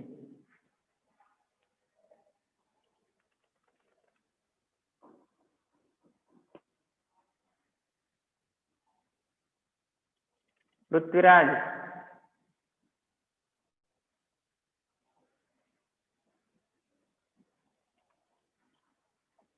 He went out of the class. Okay, let it be there. Thank you so much to all. Bye.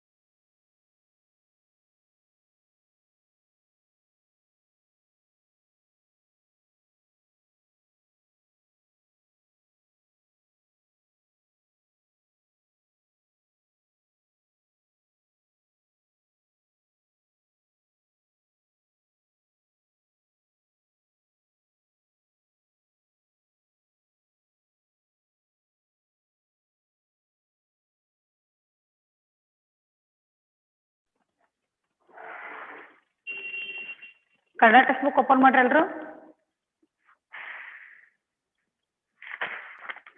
ವಚನಗಳ ಬಗ್ಗೆ discuss ಮಾಡ್ತಿದ್ದೀವಲ್ಲ. Hello students. ಹಾ, ವಚನಗಳ ಬಾಯಾಟ ಮಾಡ್ಲಿಕ್ಕೆ ಹೇಳ್ತಲ್ಲ ಎಲ್ರಿಗೂ. ಹೇಳಿದ್ದೆ ನಾವು ಮುಂದಿನ ಕ್ಲಾಸ್ನಲ್ಲಿ ವಚನಗಳ ಬಗ್ಗೆ ನಿಮ್ಗೆ ಕೇಳ್ತೀನಿ ಅಂತ ಹೇಳಿತ್ತು. ಒಬ್ಬೊಬ್ಬರಾಗಿ ಈಗ ವಚನಗಳ ಬಗ್ಗೆ ಬಾಯಾಟ ಮಾಡಿದವ್ರು ನನ್ನ ಮುಂದೆ ಹೇಳಬೇಕು. ಫಸ್ಟ್ ಯಾರಿಂದ ಪ್ರಾರಂಭ ಮಾಡಲಿ? ಶ್ರೇಯ. ಹಾ, ಇಲ್ಲಿ ಬಸವಣ್ಣನವರ ವಚನ ಮತ್ತು ಅಕ್ಕ ಮಹಾದೇವ ವಚನ ಬಾಯಾಟಕ್ಕಿದೆ. ಆ ಎರಡು ವಚನದ ನುಡಿಗಳು ಹೇಳ್ರಿ. ಸ್ಟಾರ್ಟ್ ಮಾಡಿ ಶ್ರೇಯ.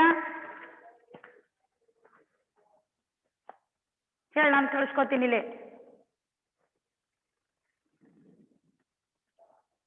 ಎಲ್ರಿಗೂ ಬಾಯಾಟ ಮಾಡ್ಲಿಕ್ಕೆ ಹೇಳಿದ್ದೆ ನಾನು.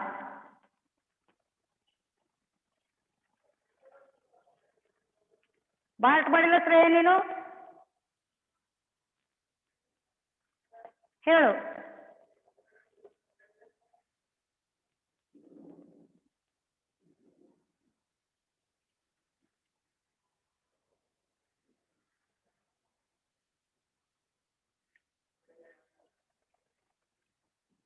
ರಾಕೇಶ್, ಕೇಳ್ತದಲ್ಲ ನಾನು ಹೇಳಿದ್ದು?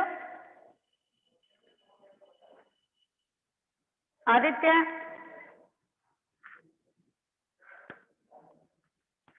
ಮಂಜುನಾಥ್ ಸರಿ, ಒಂದ್ ನಿಮಿಷ ಇದು ಮಾಡ್ರಿ. ಹಾ ರೀ,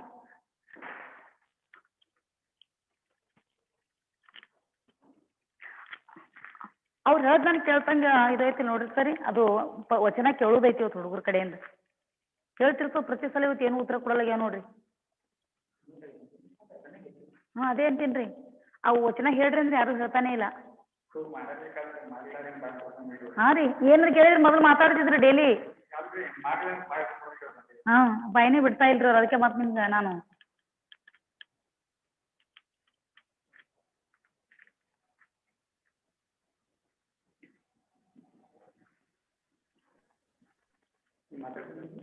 ಹಲೋ ಸ್ಟೂಡೆಂಟ್ಸ್.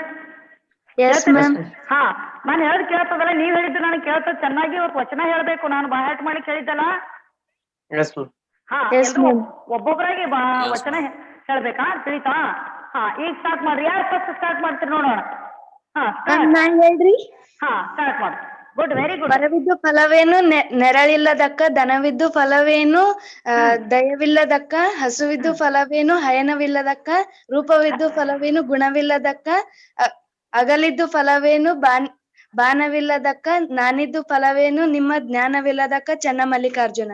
ಹಾ, ಅವಿದೇನು ಒಂದು ಶಬ್ದ ಮಿಸ್ಟೇಕ್ ಮಾಡ್ದಿ.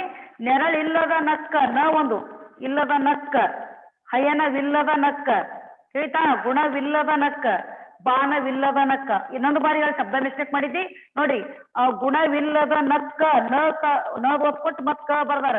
ಅಂದ್ರೆ ಗುಣವಿಲ್ಲದ ತನಕ ಅಂದಂಗ. ಶಬ್ದದ ಅರ್ಥ ಏನು? ಗುಣವಿಲ್ಲದ ನಕ್ಕ ಅಂದ್ರೆ ಗುಣವಿಲ್ಲದ ತನಕ. ಮರವಿದ್ದು ಫಲವೇನು? ನೆರಳಿಲ್ಲದ ನಕ್ಕ ಅಂದ್ರೆ ಮರ ಇದ್ರೆ ಏನ್ ಫಲ? ನೆರಳು ಇಲ್ಲದ ತನಕ. ನೆರಳ ಕೊಟ್ರೆ ಫಲ ಅಂತ. ಇನ್ನೊಂದು ಬಾರಿ ಹೇಳು. ಹೇಳು ನೀನೆ. ಈಗ ಹೇಳಿದಲ್ಲ ನೀನೆ, ಇನ್ನೊಂದು ಬಾರಿ ಸ್ಟಾರ್ಟ್ ಹೇಳು.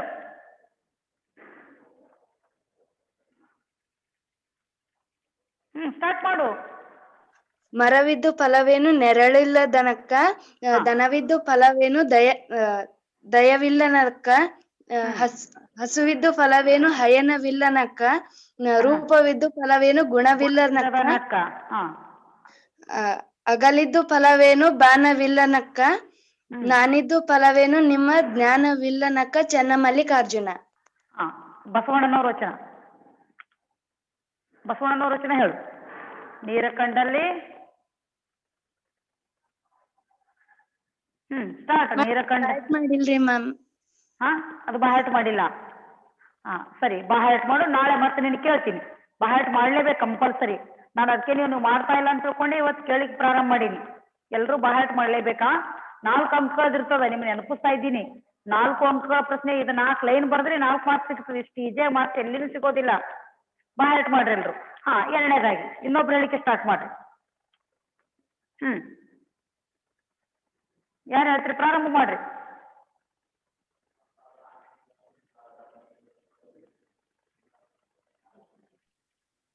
ನೀರು ಕೊಂಡಲ್ಲಿ ನೀರು ಕೊಂಡಲ್ಲಿ ಮುಳುಗುವವರೆಯ ಮರನ ಕಂಡಲ್ಲಿ ಸುತ್ತುವರೆಯ ಬತ್ತುವ ಜಲ ಒಣಗುವ ಮರನ ಮೆಚ್ಚಿದವರ ನಿಮ್ಮನೆತ್ತ ಬಲ್ಲವರು ಕೂಡಲ ಸಂಗಮ ದೇವ.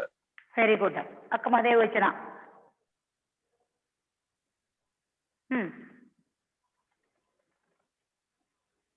ಮರ ಮರವಿದ್ದು ಫಲವೇನು ನೆಳಲಿಲ್ಲದನಕ, ದನವಿದ್ದು ಫಲವೇನು ದಯವಿಲ್ಲದನಕ, ಹಸವಿದ್ದು ಫಲವೇನು ಹಯನಿಲ್ಲದನಕ, ರೂಪಿದ್ದು ಫಲವೇನು ಗುಣವಿಲ್ಲದನಕ, ಆಗಲಿದ್ದು ಫಲವೇನು ಬಾಣವಿಲ್ಲದನಕ, ನಾನಿದ್ದು ಫಲವೇನು ನಿಮ್ಮ ಜ್ಞಾನವಿಲ್ಲದನಕ. ಚೆನ್ನಮಲ್ಲಿಕಾರ್ಜುನ. Very good. ನೆಕ್ಸ್ಟ್ ಬೇರೆ ಸ್ಟಾರ್ಟ್ ಮಾಡ್ರಿ.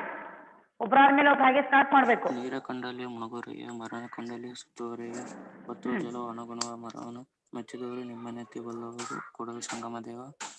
ಮರವಿದ್ದು ಫಲವೇನು ನೆಲದಲ್ಲಿಲ್ಲದನಕ, ದನವಿದ್ದು ಫಲವೇನು ದಯನವಿಲ್ಲದನಕ, ಹಸುವಿದ್ದು ಫಲವೇನು ಹಯನವಿಲ್ಲದನಕ, ರೂಪವಿದ್ದು ಫಲವೇನು ಗುಣವಿಲ್ಲದನಕ, ಅಗಲಿದ್ದು ಫಲವೇನು ಬಾಲವಿಲ್ಲದನಕ, ನಾನಿದ್ದು ಫಲವೇನು ನಿಮ್ಮ ಜ್ಞಾನವಿಲ್ಲದನಕ. ಚೆನ್ನಮಲ್ಲಿಕಾರ್ಜುನ. ಸರಿ, ನೆಕ್ಸ್ಟ್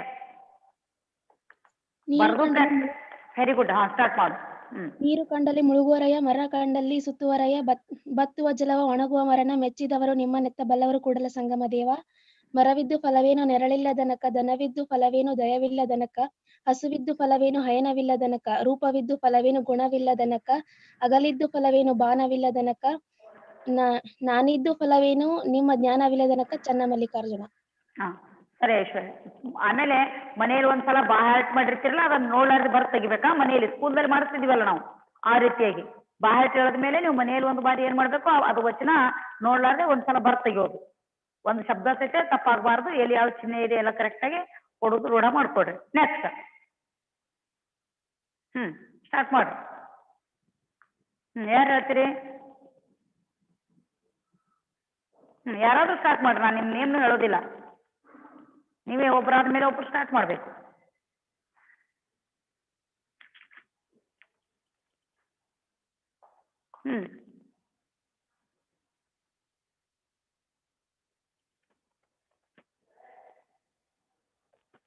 ಹೇಳ್ರಿ.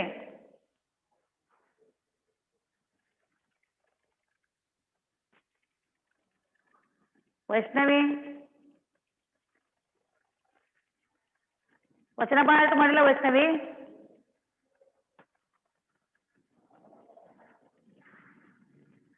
ವಚನ ಬಾಳ್ ಮಾಡಿಲ್ಲ?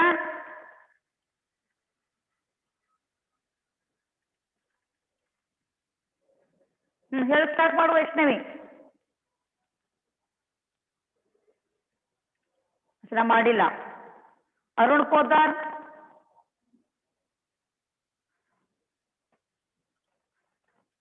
ರಾಕೇಶ್,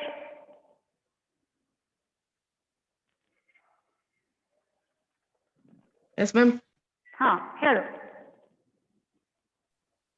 ನೀರ ಕಂಡಲ್ಲಿ ಮುಳುಗುವರೆಯ ಮರ ಕಂಡಲ್ಲಿ ಸುತ್ತುವರೆಯ ಬತ್ತುವ ಜಲವ ಒಣಗುವ ಮರನ ಮೆಚ್ಚಿದವರು ನಿಮ್ಮನೆತ್ತ ಬಲ್ಲರು ಕೂಡಲ ಸಂಗಮ ದೇವ. ಮರವಿದ್ದು ಫಲವೇನು ನೆಲವಿಲ್ಲದನಕ್ಕ, ದನವಿದ್ದು ಫಲವೇನು ದಯವಿಲ್ಲದನಕ್ಕ, ಹಸವಿದ್ದು ಫಲವೇನು ಹಯನವಿಲ್ಲದನಕ್ಕ, ರೂಪಿದ್ದು ಫಲವೇನು ಗುಣವಿಲ್ಲದನಕ್ಕ, ಅಗಲಿದ್ದು ಫಲವೇನು ಬಾಣವಿಲ್ಲದನಕ್ಕ, ನಾನಿದ್ದು ಫಲವೇನು ನಿಮ್ಮ ಧ್ಯಾನವಿಲ್ಲದನಕ್ಕ. ಚೆನ್ನಮಲ್ಲಿಕಾರ್ಜುನ. ಸರಿ ಹೇಳಿ. Very good. ಮತ್ತೆ ಇನ್ನೊಬ್ರು ಸ್ಟಾರ್ಟ್ ಮಾಡ್ರಿ. ಯಾರು ಹೇಳಿಲ್ಲ ಸ್ಟಾರ್ಟ್ ಮಾಡ್ರಿ.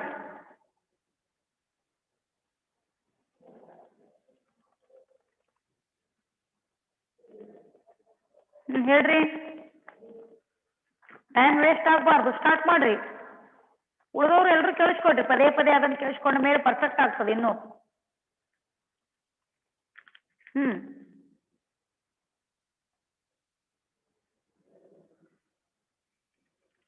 ಉಳಿದವ್ರು ಓದಿಲ್ಲ. ಎಷ್ಟು 2 ಪ್ಯಾರ ಇದೆ. ಫಸ್ಟ್ ಬಸವಣ್ಣದಂತ 4 ಲೈನ್ ಅದ. ಅದು ಆದ್ರೆ ಹೇಳ್ರಿ. 1 ಪ್ಯಾರ ಆದ್ರೂ ಬಾಯ್ ಮಾಡಿದ್ರೆ ಹೇಳ್ಬೋದು. 2 ಪ್ಯಾರ ಆಗಲಿಲ್ಲ ಅಂದ್ರೆ ಓಕೆ, ಇವತ್ತು ಮಾಡಿ, ಏನ್ ತೊಂದ್ರೆ ಇಲ್ಲ. ಮೊದಲೇ ಪ್ಯಾರ ಆದ್ರೆ ಹೇಳ್ರಿ.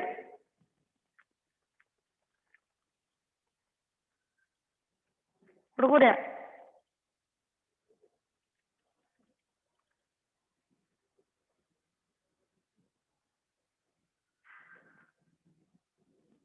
ಹೇಳ್ರಿ, ಯಾರು ಹೇಳೋದಿಲ್ಲ?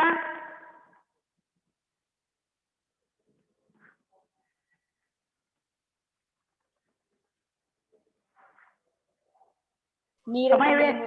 ಮುಳುಗುವರೆಯ ಹಾ. ಮರಣ ಕಂಡ ಸುತ್ತುವರೆಯ ಬತ್ತುವ ಜಲವ ಒಣಗುವ ಮರಣ ಮೆಚ್ಚಿದವರು ನಿಮ್ಮನ್ನೆತ್ತ ಬಲ್ಲವರು ಕೂಡಲ ಸಂಗಮ ದೇವ.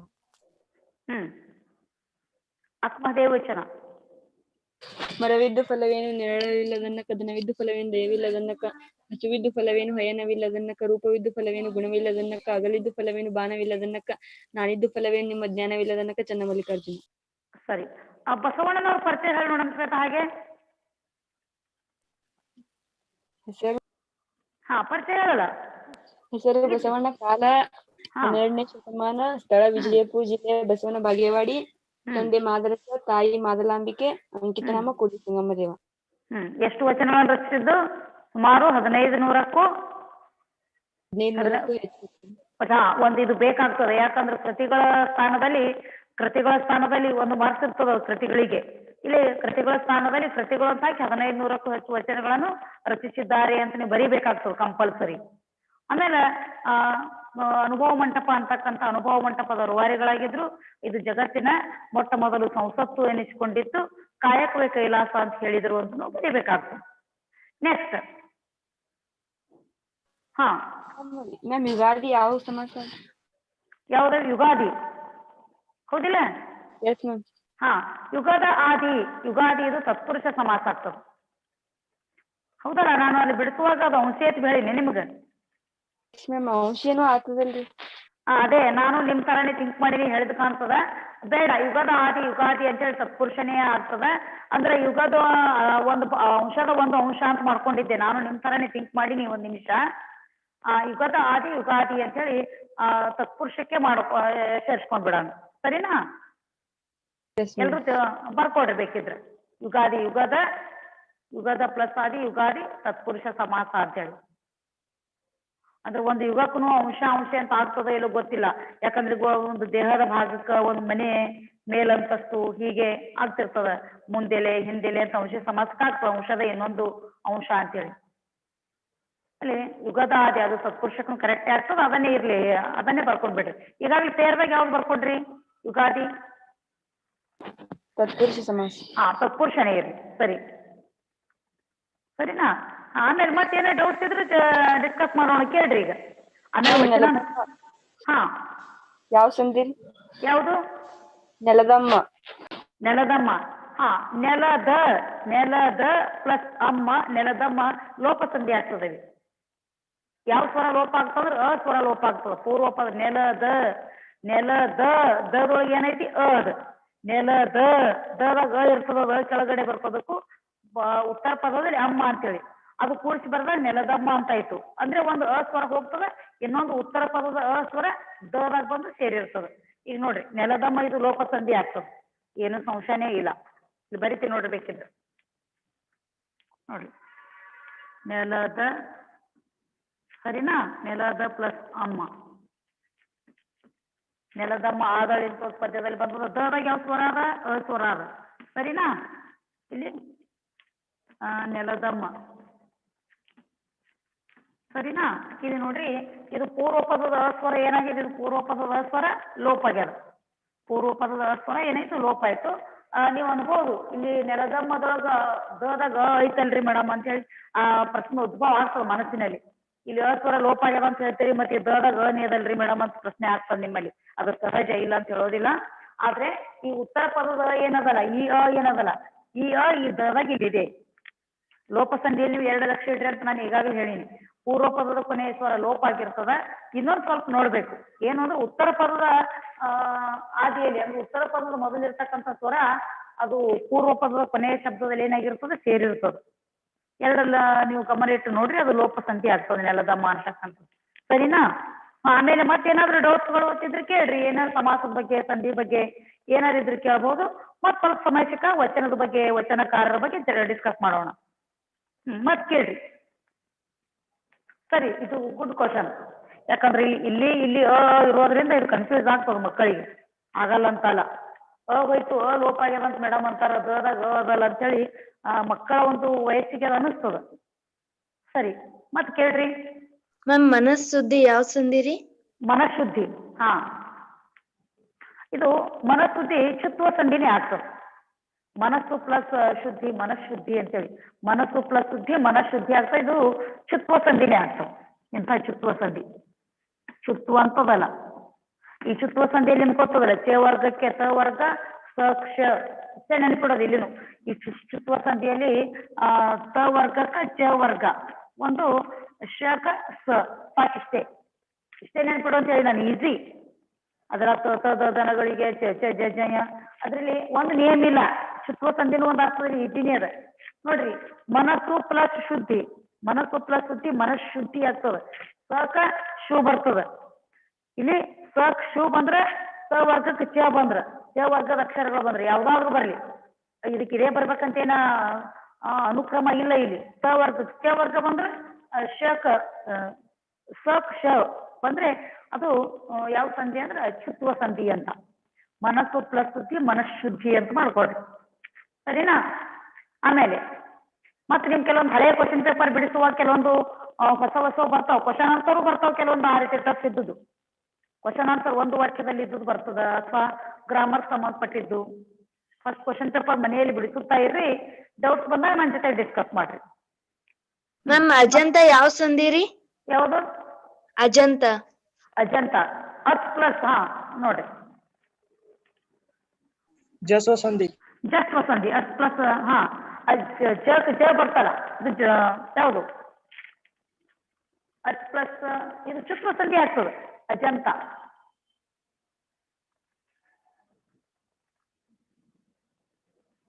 ಬಿಡಿಸೋದು ಅತ್ ಪ್ಲಸ್ ಅಜಂತ, ಅತ್ ಪ್ಲಸ್ ಅಂತ ಅಜಂತ ಅಂತ ಹೇಳಿ. ಆಮೇಲೆ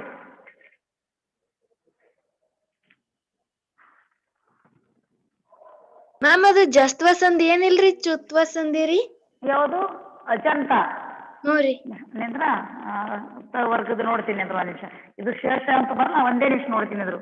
ತ ಥ ದ ಧ ಅನ್ನೋ ಗೊತ್ತಲ್ಲ, ಚ ಶ ಜ ಝ ಅತ್.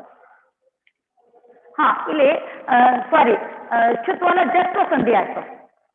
ಜಸ್ವ ಸಂಧಿ ಆಗ್ತದೆ, ಹೌದು. ಚುತ್ವ ಅಂತ ಹೇಳಿದ್ರೆ ನಾನು ಜಸ್ವ ಆಗ್ತದೆ. ಇಲ್ಲಿ ಬರೀತೀನಿ ನೋಡ್ರಿ, ಜಸ್ವ ಅಂತೇಳಿ, ಜಸ್ವ ಸಂಧಿ. ಸರಿ, ಚುತ್ವ ಅಲ್ಲ. ನಾನು ಇಲ್ಲಿ ಚ ಅಂದ ತಕ್ಷಣ ಇಲ್ಲಿ ಚ ವರ್ಗದ ಯಾವುದು ಬಂದಿಲ್ಲ. ಇಲ್ಲಿ ಹಚ್ಚಿದ್ರಕ ಅಜಂತ, ಚಕ್ ಜ ಬಂದದ. ಚ ವರ್ಗದ ತ ವರ್ಗದ ಅಲ್ಲ, ಚ ವರ್ಗಕ್ಕೆ ತ ವರ್ಗ ಬಂದಿದ್ರೆ ಅದು ಚುತ್ವ ಸಂಧಿ ಆಗ್ತಿತ್ತು. ಇದು ಜಸ್ವ ಸಂಧಿ ಆಗ್ತದೆ, ಜಸ್ವ. ಸರಿನಾ? ಸರಿ, ಮತ್ತೆ ಯಾವ್ದಾದ್ರು ಇದ್ರೆ ಕೇಳ್ರಿ. ಇದು ಕ್ಲಿಯರ್ ಆಯ್ತಾ ಹುಡುಗರೇ? Yes ma'am. ಹಾ, ಮತ್ತೆ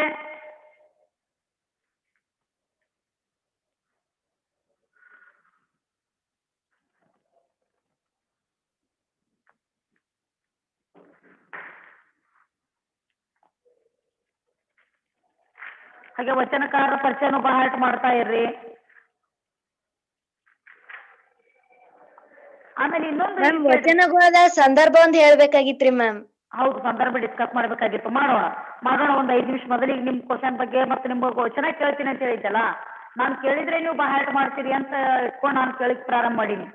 ಅಂದ್ರೆ ನಾನು ಬರೀ ಸುಮ್ಮನೆ ಹೇಳುತ್ತಾ ಹೋದು ಅಂದ್ರೆ ನೀವು ಬಹಾಟ ಮಾಡೋದಿಲ್ಲ. ಇನ್ ಮುಂದೆ ಆ ಬಹಾಟಕ್ಕೆ ಇರ್ತಕ್ಕಂಥ ಪದ್ಯಗಳು ನಾನು ಇಲ್ಲಿ ಕ್ಲಾಸ್ನ ನಿಂತ್ಕೊಂಡು ಕೇಳ್ತೀನಿ. ಯಾಕಂದ್ರೆ ನೀವು ಬಹಾಟ ಮಾಡ್ಲಿಲ್ಲ ಅಂದ್ರೆ ನಾಳೆ 4 ಅಂಕಗಳು ಹೋಗ್ತಾವ್. ತಿಳಿತಾ? ಸಂದರ್ಭದಲ್ಲಿ ಡಿಸ್ಕಸ್ ಮಾಡೋಣ. ಈಗ ಅದೇನು ದೊಡ್ಡದಿಲ್ಲ. ಈಗ ಡಿಸ್ಕಸ್ ಮಾಡಿ ಹೇಳ್ತೀನಿ. ಈಗ ಹೇಳಿಲ್ಲ ಅಂದ್ರೆ ಅದ್ರ ಟೈಮ್ ಆದ್ರೆ ಮುಂದಿನ ಪೀಠದಾಗ ಅಂದ್ರೆ ಹೇಳ್ತೀನಿ. ಆದ್ರೆ ನಿಮ್ಗೆ ಮನ್ಸಿನಾಗ ಇರ್ತಕ್ಕಂಥ ಡೌಟ್ಸ್ಗಳನ್ನು ಇಲ್ಲಿ ಕ್ಲಿಯರ್ ಮಾಡೋದಾಗ್ತದ. ಆಮೇಲೆ ನಿಮ್ಮ ಬಹಾಟ ಮಾಡ್ಬೇಕಲ್ಲ ನೀವು. ನೋಡಿ, ಇವತ್ತು ಡೈಲಿ ನನ್ನ ಕನ್ನಡ ಪೀಳಿಗೆ ಹೆಚ್ಚಿನ ವಿದ್ಯಾರ್ಥಿಗಳು ಇರ್ತಾರು. ಇವತ್ತು ಸ್ವಲ್ಪ ಕಡಿಮೆ ಅದಾರ. ನನಗೆ ಯಾಕಂತ ಅನಿಸ್ತು ಅಂದ್ರೆ ವಚನ ಬಹಾಟ ಕೊಟ್ಟಿನಿ, ಇನ್ ಕೇಳ್ತಾ ಮೇಡಮ್ ಅಂತ ಹೇಳಿ ಕ್ಲಾಸಿಗೆ ಕೊಡೋದೇ ಬಿಟ್ಬಿಟ್ಟಾರ. ಹಾಗೆ ಮಾಡೋದು ಬೇಡ, ನಿಮ್ಗೆ ನಷ್ಟ ಆಗ್ತದ.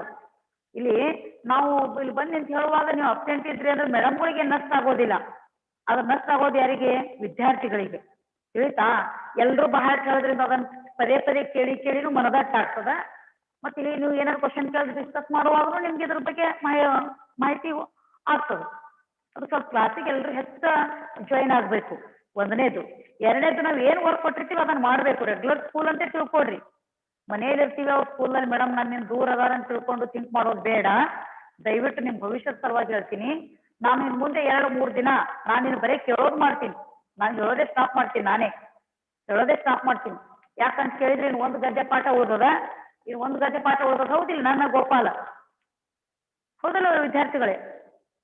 ನನ್ನ ಗೋಪಾಲ 1 ಓದೋದ, ಇನ್ನು 1-2 ಪದ್ಯ ಅದಾವ, 1 ಪೂರಕ ಪಾಠ ಅದಾವ.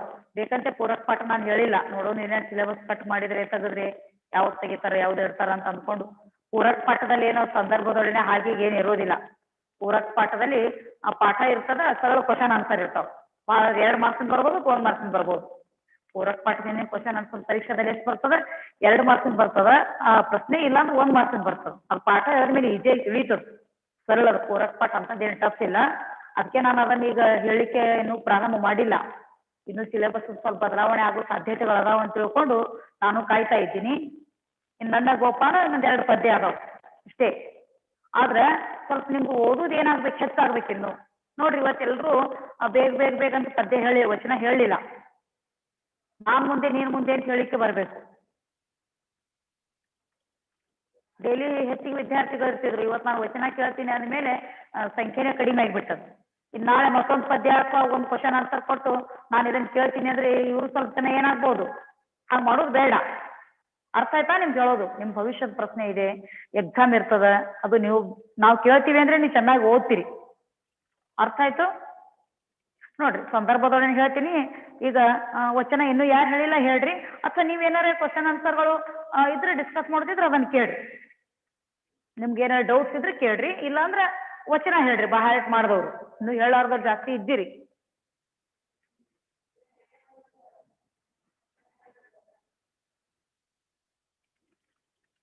ಮ್ಯಾಮ್, ನೆಲಮುಗಿಲು ತತ್ಪುರುಷ ಸಮಾಸ ಏನು ದ್ವಿಗು ಸಮಾಸ ರೀ? ಯಾವುದು? ಅದು ತತ್ಪುರುಷ ಆಗಲ್ಲ, ದ್ವಿಗು ಆಗ್ತದೆ. ಯಾಕಂದ್ರೆ ನೆಲವು ಪ್ಲಸ್ ಮುಗಿಲು ಅಂತ ಆಗ್ಬೇಕು. ನೆಲವು ಪ್ಲಸ್ ಮುಗಿಲು ದ್ವಿಗು, ತತ್ಪುರುಷ ಬೇಡ. ಮುಗಿಲು ಆಗಲ್ರಿ? ಇಲ್ಲ, ನೆಲವು ಪ್ಲಸ್ ಮುಗಿಲು ಇದು ದ್ವಿಗು ಸಮಾಸ. ಕರೆಕ್ಟ್ ಆಗಿ ಬರ್ಕೊಡ್ರಿ ನೀವು. ನಾನು ಹೋಗುವಾಗ ಅದು ಮನೆ ಬರ್ಸಿದ್ದೇನೆ, ಹೆಚ್ಚು ಕಡಿಮೆ ಆಗಿದ್ರು ಕೂಡ ಇನ್ನೊಂದು ಬಾರಿ ಹೇಳ್ತಾ ಇದ್ದೀನಿ. ನೆಲವು ಪ್ಲಸ್ ಮುಗಿಲು ಅವು 2 ನಾಮಪದಗಳಾಗ್ತವೆ. ಇಲ್ಲಿ ದ್ವಿಗು ಸಮಾಸ. 2 ಅಥವಾ 2ಕ್ಕಿಂತ ಹೆಚ್ಚು ನಾಮಪದಗಳು ಸೇರಿದ್ರೆ ಯಾವ ಸಮಾಸ ಆಗ್ತದೆ? ಯಾವ್ದಾಗ್ತದೆ ಹೇಳ್ರಿ ಸರ್ ಜೋರಾಗೆ. ದ್ವಿಗು ಸಮಾಸ. ಹಾ, ಆಮೇಲೆ ದ್ವಿಗು ಸಮಾಸ ಎಂಥ ವಿಭಕ್ತಿ ಪ್ರತ್ಯಯ ಅಂತ ಇರ್ತದೆ ಹೇಳಿ ನಾನು. ಪ್ರಥಮಾಂತ್ಯವಾಗಿರುತ್ತದೆ ಅಂತ. ಪ್ರಥಮಾಂತ್ಯ ಅಂತ ಹೇಳಿಲ್ಲ ಸಂದರ್ಭ, ಇದು ಸಮಾಸ ಪ್ರಥಮಾಂತ್ಯ ಆಗಿರ್ತದೆ ಅಂದ್ರೆ ಬಿಡಿಸುವಾಗ ನಾವ್ ಏನ್ ಮಾಡ್ಬೇಕು? ಅದಕ್ಕೆ ಪ್ರಥಮ ಹೂ ಅಲ್ಲಿ ಸೇರಿಸ್ಬೇಕು. ನೆಲವು ಪ್ಲಸ್ ಮುಗಿಲು. ಪ್ರಥಮಾಂತ್ಯ ಅಂದ್ರೆ ಏನು? ಅಂತ್ಯದಲ್ಲಿ ಪ್ರಥಮ ವಿಭಕ್ತಿ ಪ್ರತ್ಯಯ ಇರುತ್ತದೆ ಅಂದಂತೆ ಪ್ರಥಮಾಂತ್ಯ ಅಂದ್ರೆ ಬಿಡಿಸುವಾಗ ಪ್ರಥಮ ಹೂ ಬರುವಂತೆನೆ ಬಿಡಿಸ್ಬೇಕು. ಬಿಡಿಸುವಾಗ ಅದು ಸಮಾಸ ದ್ವಿಗುನೇ ಆಗ್ತದೆ. ಅರ್ಥ ಆಯ್ತಾ? ನೆಕ್ಸ್ಟ್ ಮತ್ತೇನೇನು ಡೌಟ್ಸ್ ಡಿಸ್ಕಸ್ ಮಾಡೋಣ, ಕೇಳ್ರಿ. ಕ್ವಶನ್ ಪೇಪರ್ಗಳು ಬಿಡಿಸುತ್ತಾ ಇರ್ರಿ ಮನೆಯಲ್ಲಿ.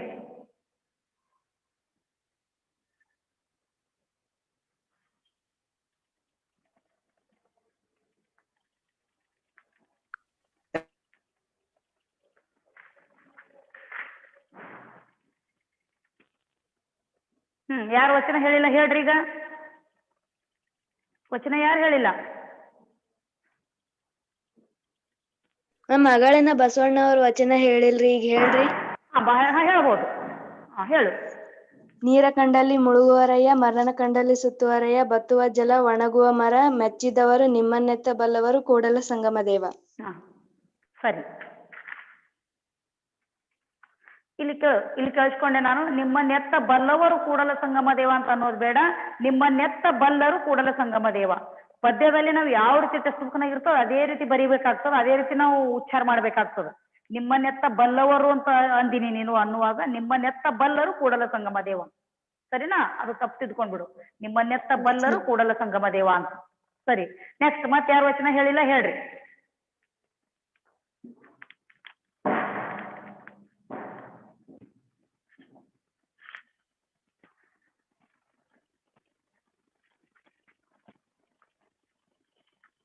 ಹೇಳ್ರಿ ವಚನ.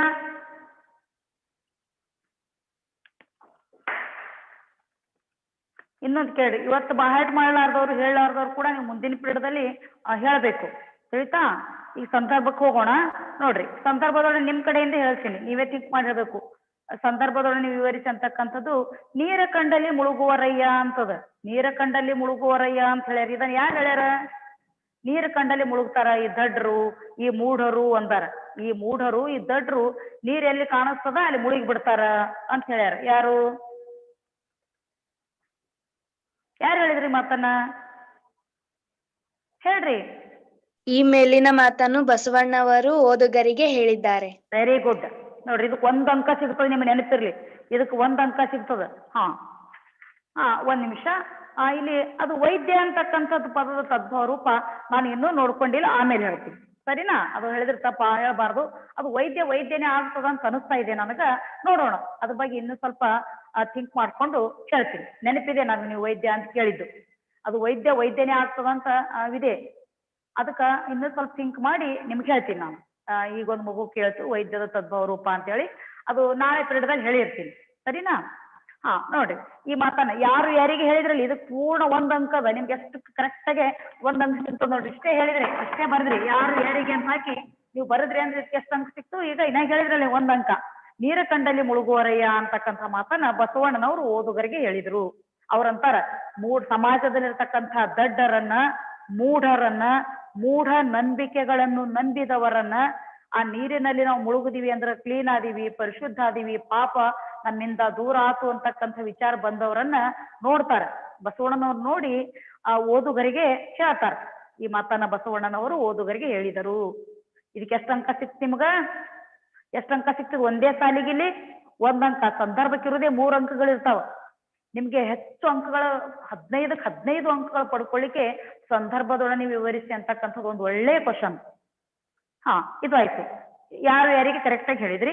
ಇನ್ನು ನೀರ ಕಂಡಲ್ಲಿ ಮುಳುಗುವರಲ್ಲ, ಮುಳುಗುವರಯ್ಯ. ಆಯ್ಕೆ ಹೇಳ್ರಿ. ಆಯ್ಕೆ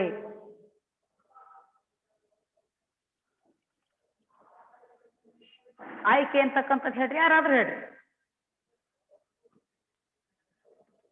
ಸ್ಟಾರ್ಟ್ ಮಾಡ್ರಿ. ಆಯ್ಕೆ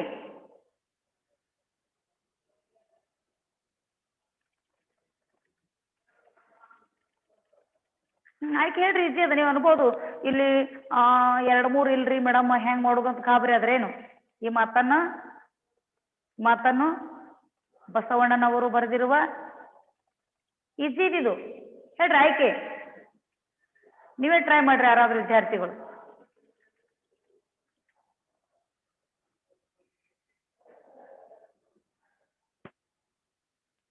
ಆಯ್ಕೆ ಯಾರಿಗ್ ಬರೋದಿಲ್ಲ?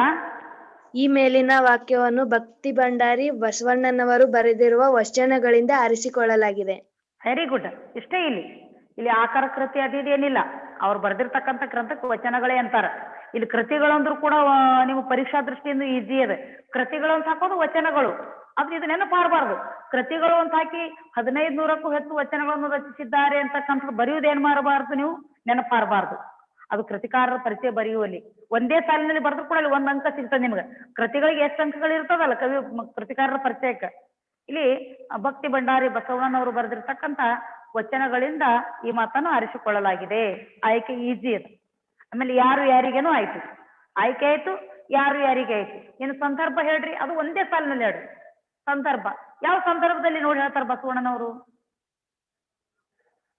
ದಡ್ಡರು, ಮೂಢರು. ಕಂಟಿನ್ಯೂ ಮಾಡ್ರಿ.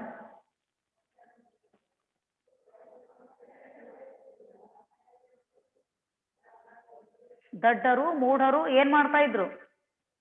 ನೀರು ನೋಡಿ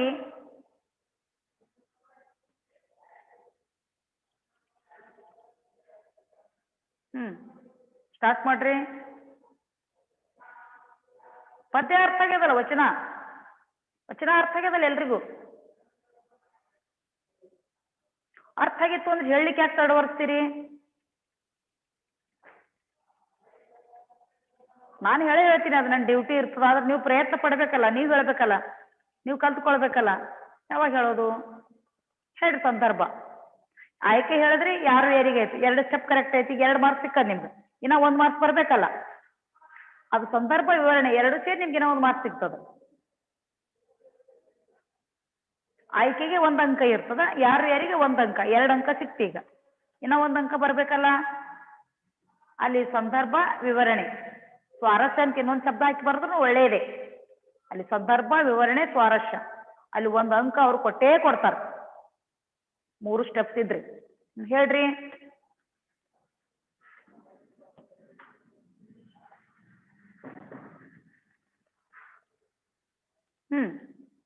ಯಾರು ಹೇಳಲ್ಲ? ಯಾವ ಸಂದರ್ಭದಾಗ ಹೇಳ್ತಾರ ಬಸವಣ್ಣವ್ರು? ಯಾವ ಮೂಮೆಂಟ್ದಾಗ ಅಂತಾರ ಅವ್ರು ನೀರ್ ಕಂಡಲ್ಲಿ ಮುಳುಗ್ತಾರ ಅಂತ ಹೇಳಿ? ಯಾರನ್ನ ನೋಡಿ ಅಂತಾರ? ಯಾವ ಸಂದರ್ಭದಾಗ ನೋಡಿ ಅಂತಾರ? ಬಸವಣ್ಣನವರು ಜನರ ಮೂಢ ನಂಬಿಕೆ ಅಥವಾ ಮೂಢ ಧಾರ್ಮಿಕ ನಂಬಿಕೆಗಳನ್ನು ಖಂಡಿಸುತ್ತಾ ಜನರಿಗೆ ಹೇಳಿದ್ದಾರೆ. ಜನರ ಮೂಢ ಧಾರ್ಮಿಕ ನಂಬಿಕೆಗಳನ್ನು ಖಂಡಿಸುತ್ತಾ ಜನರ ಮೂಢ ಧಾರ್ಮಿಕ ನಂಬಿಕೆಗಳನ್ನ ನೋಡಿದ್ರು. ಇದು ಒಂದು ಧರ್ಮದ ಆಚರಣೆ ಅಂತ ಹೇಳಿ ಅವ್ರು ತಿಳ್ಕೊಂಡು ನೀರಿನಲ್ಲಿ ಮುಳುಗ್ತಾ ಇದ್ರು.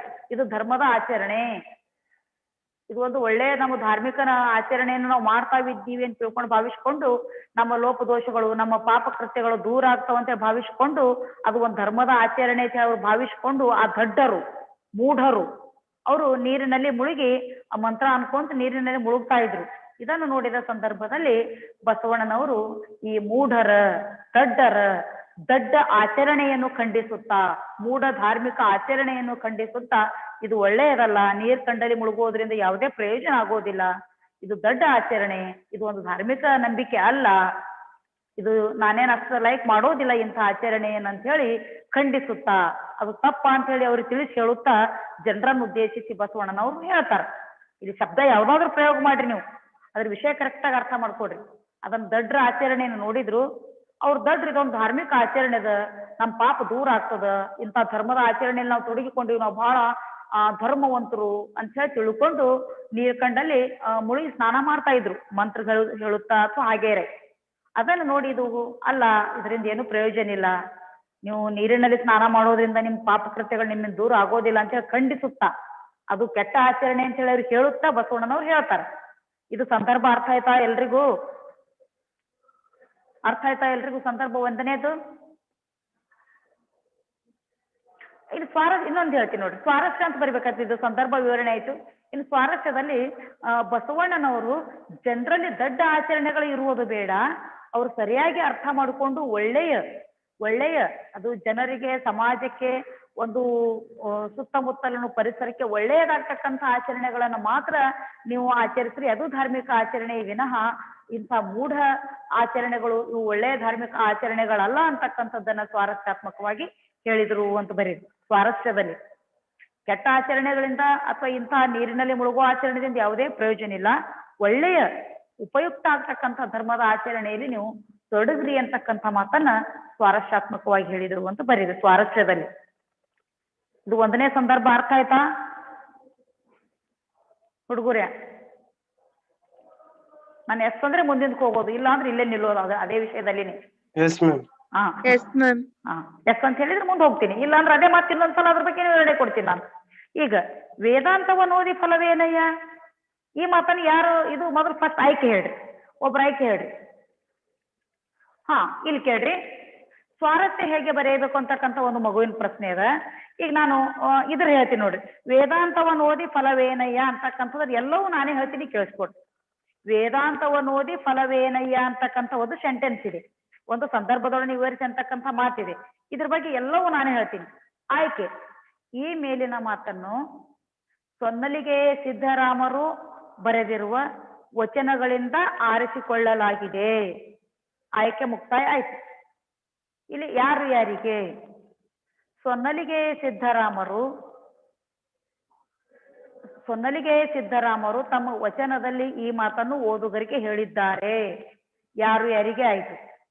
ಇನ್ನ ಸಂದರ್ಭ, ಜನರು ಓದಿದರೂ ಕೂಡ, ಒಳ್ಳೊಳ್ಳೆಯ ಗ್ರಂಥಗಳನ್ನು ಓದಿದರೂ ಕೂಡ ಅವರ ವರ್ತನೆಯಲ್ಲಿ ಯಾವುದೇ ಬದಲಾವಣೆಗಳು ಕಾಣದೇ ಇದ್ದ ಸಂದರ್ಭದಲ್ಲಿ ಸೊನ್ನಲಿಗೆ ಸಿದ್ದರಾಮರು ವೇದಾಂತವನ್ನು ಓದಿದರೂ ಕೂಡ ಪ್ರಯೋಜನವಿಲ್ಲ, ಏಕೆಂದರೆ ಅವರ ವರ್ತನೆಯಲ್ಲಿ ಬದಲಾವಣೆ ಆಗಲಿಲ್ಲ.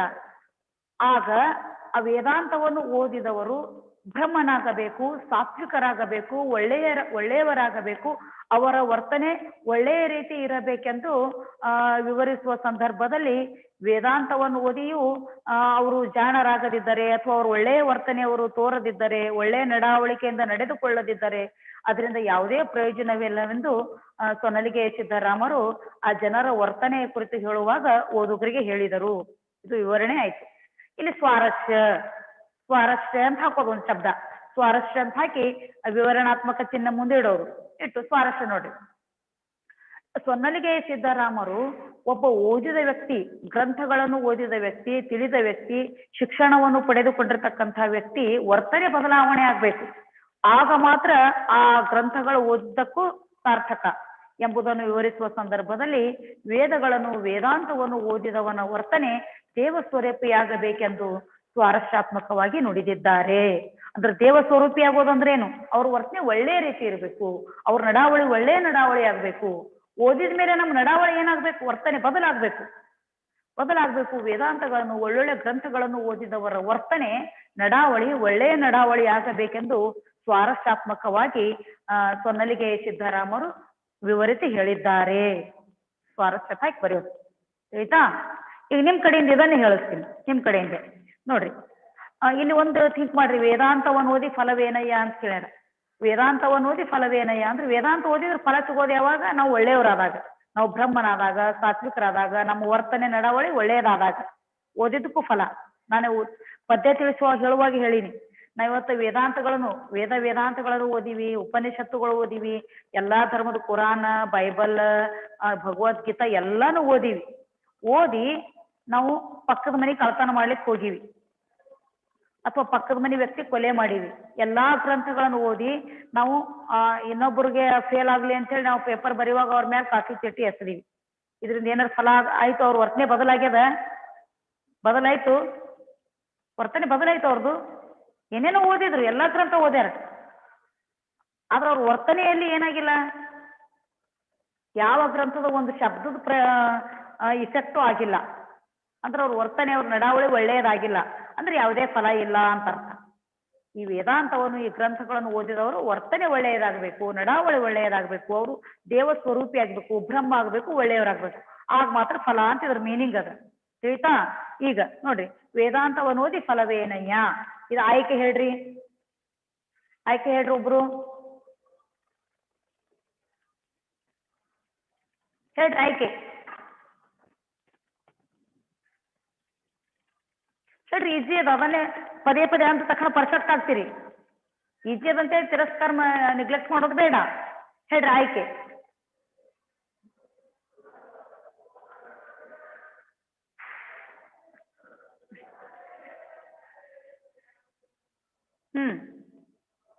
ಒಬ್ರು ಆಯ್ಕೆ ಹೇಳ್ರಿ. ನಾನು ಹೇಳೋದನ್ನೇ ರಿಪೀಟ್ ಆದ್ರೂ ಮಾಡ್ರಿ. ಸ್ಟಾರ್ಟ್.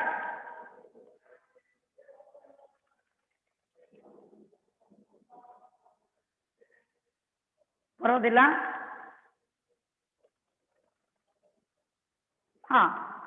ಇರ್ಲಿ, ನೀವು ಹೇಳೋದು ಬೇಡ, ನಿಮಗೆ ಬರ್ತದ ಅದನ್ನ ಯಾಕೆ ಹೇಳೋದು ಅಂತನೂ ಈಗ ಮಾಡ್ತಾ ಇರ್ತೀರಿ, ನನಗೆ ಗೊತ್ತದ. ಇಲ್ಲೇನು ಆಯ್ಕೆ ಹೇಳಿಕ್ ಬರೋದಿಲ್ಲ, ಏನ್ ಈ ಮಾತನ್ನು ಸೊನ್ನಲಿಗೆ ಸಿದ್ದರಾಮರು ಬರೆದಿರೋ ವಚನಗಳಿಂದ ಆರಿಸಿಕೊಳ್ಳಲಾಗಿದೆ ಅಂತ ಹೇಳೋದು ಏನ್ ಟಫ್ ಏನ್ರಿ ಮೇಡಮ್ ಅಂತ ಕೆಲವೊಬ್ರು ಹಾಗೂ ಇರ್ತದ. ಸರಿನಾ?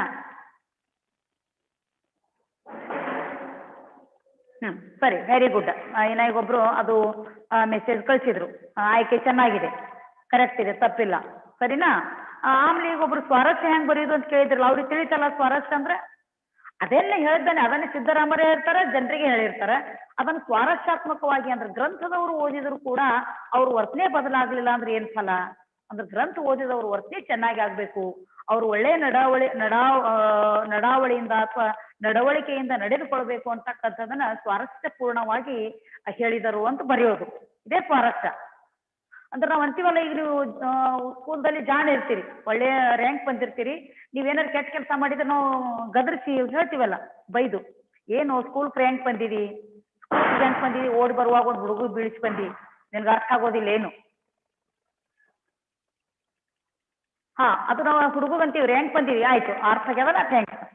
ಒಂದು ಹುಡುಗ ಗದರಿಸ್ತೀವಿ ನೋಡಿ, ಸ್ಕೂಲ್ ರ್ಯಾಂಕ್ ಬಂದಿದಿ, ಬರುವಾಗ ಒಂದು ಹುಡುಗ ಬೀಳಿಸಿ ಬಂದಿ, ಅರ್ಥ ಆಗೋದಿಲ್ಲ ಏನಲ್ಲಿ ಹುಡುಗ ಅಂದ್ರೆ ಅವನು ರ್ಯಾಂಕ್ ಬಂದಾನಂದ್ರೆ ಅವ್ನ ವರ್ತನೆ ಏನಾಗ್ಬೇಕು, ಚೇಂಜ್ ಆಗ್ಬೇಕು, ಒಳ್ಳೆಯದಾಗ್ಬೇಕು.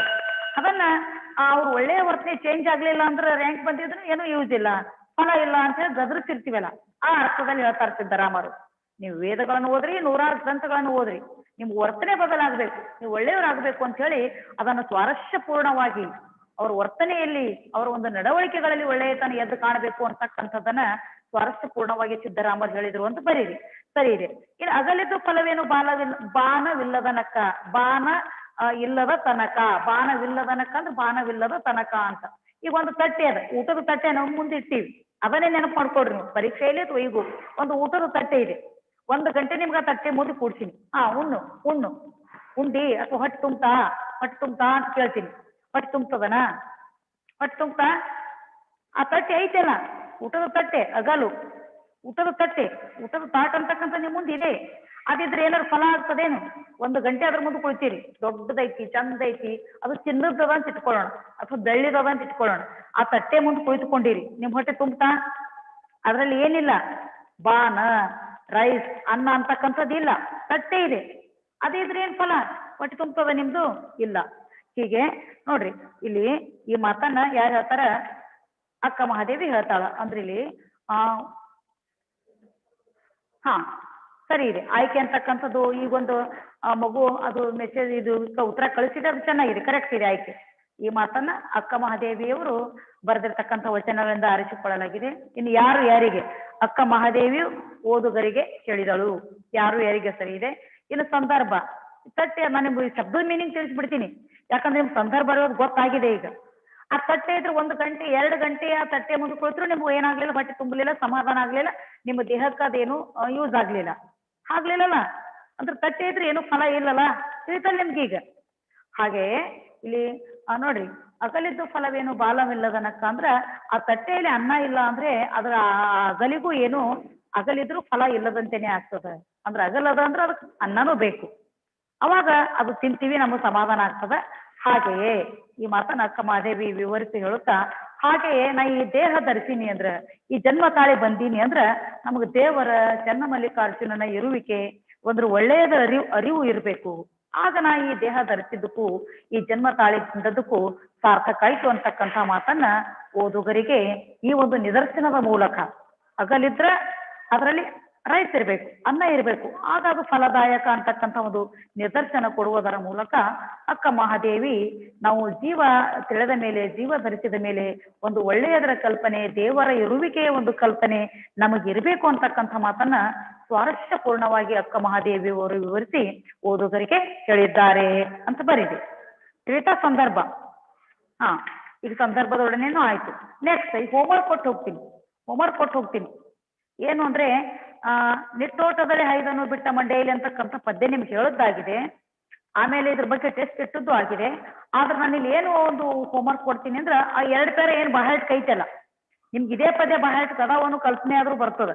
ನಾನು ಆ ಬಾಹ್ಯಾಟ್ ಮಾಡಿಸಿ ಕೇಳಿದ್ರೆ ಎಲ್ಲರಿಗೂ ಇವೇ 2 ಪೇರ ಯಾಕೆ ಕೇಳ್ತಾರೆ ಮೇಡಮ್, ಉಳ್ದುದ್ ಕೇಳ್ತಾ ಇಲ್ಲಲ್ಲ ಅಂತ ಹೇಳಿ ಕೆಲವೊಂದು ಸ್ವಲ್ಪ ಮಂದಿ ಇರ್ತಾವಲ್ಲ ಹುಡುಗರು, ಅಂಥವ್ರು ಮನವರಿಕೆ ಆಗ್ತದೆ. ನೋಡ್ರಿ, ಕಡೆಗೆ ಹಾಯವು ಕಂಗಳಿ ಬಲ ಅದೊಂದ್ ಪೇರ ಬಾಹ್ಯಾಟ್ ಮಾಡ್ರಿ, ಅದ್ರ ಕೆಳಗಡೆ ಇರ್ತಕ್ಕಂಥದ್ದು ಇನ್ನೊಂದ್ ಪೇರ ಎಂದೊಡ ಅರ್ಜುನ ನಗುತರಥವನು ಮುಂದೆ 4 ಕಣ್ತಡಿಯ ನೂಕಲು ಅಂತ 2 ಪೇರ ಅದಾವಲ್ಲ, ಅವು 2 ಪೇರ ಬಾಹ್ಯಾಟ್ ಮಾಡಿ ಇಟ್ಕೊಡ್ರಿ. ಒಂದ್ ಮಾಡಿದ್ರು ನಡೀತದಲ್ರಿ? 2ರಲ್ಲಿ 1 ಮಾಡಿದ್ರೆ ನಡೀತದ. ಅದು ಒಂದಾದ್ರೂ ಪರ್ಫೆಕ್ಟ್ ಆಗಿ ಹೇಳ್ಬೇಕು. ಸರಿ, ಗುಡ್ ಕ್ವಶನ್. 2ರಲ್ಲಿ ಅಥವಾ ಅಂತ ಬರ್ತದ, ನಾನು 1 ಮಾಡ್ರಿ ಅಂತ ನಿಮಗೊಂದು ಬಾರಿ ಐಡಿಯಾ ಕೊಟ್ಟಿನಿ, ಒಪ್ಕೊಂಡೆ. ಆದ್ರೆ 2 ಪ್ಯಾರಾದಲ್ಲಿ 1 ಪ್ಯಾರ ಆದ್ರೂ ಶಬ್ದ ಕೂಡ ತಪ್ಪದಂತ ಹೇಳ್ಬೇಕು. ಎಲ್ಲಾ ವಿದ್ಯಾರ್ಥಿಗಳು ಕ್ಲಾಸಿಗೆ ಜಾಯಿನ್ ಆಗ್ರಿ, ಎಲ್ರಿಗೂ ಪದ್ಯ ಕೇಳ್ತೀನಿ. ಇದು ಹಳೆಗ ನಡೆದ ಸ್ವಲ್ಪ ಟಫ್ ಇರ್ತದ. ಇದು ಪದ್ಯ ಎಲ್ರು 1 ಪ್ಯಾರ ಆದ್ರೂ ಪರ್ಫೆಕ್ಟ್ ಆಗಿ ನನ್ನ ಮುಂದೆ ಹೇಳ್ಬೇಕು. ತಿಳಿತಾ ಎಲ್ರಿಗೂ? ನೆಕ್ಸ್ಟ್ ಪೀರಿಯಡ್ದಲ್ಲಿ ನಾನು ಈ ಪದ್ಯನೇ ಕೇಳ್ತೀನಿ, ನಾನು ಇನ್ನು ಮುಂದೆ ಏನು ಹೇಳೋದಿಲ್ಲ. ಇನ್ನು 3-4 ದಿನ ಕೇಳಿ ಆಮೇಲೆ ನಾನು ಬೇಕಿದ್ರೆ ಪಾಠ ಹೇಳಕ್ಕೆ ಪ್ರಾರಂಭ ಮಾಡ್ತೀನಿ. ಅರ್ಥ ಆಯ್ತಾ? ಪದ್ಯ ಓದ್ಕೊಡಿ, ಚೆನ್ನಾಗಿ ಓದ್ಕೊಂಡು ಬರೋದು ಪ್ರಾಕ್ಟೀಸ್ ಮಾಡ್ರಿ.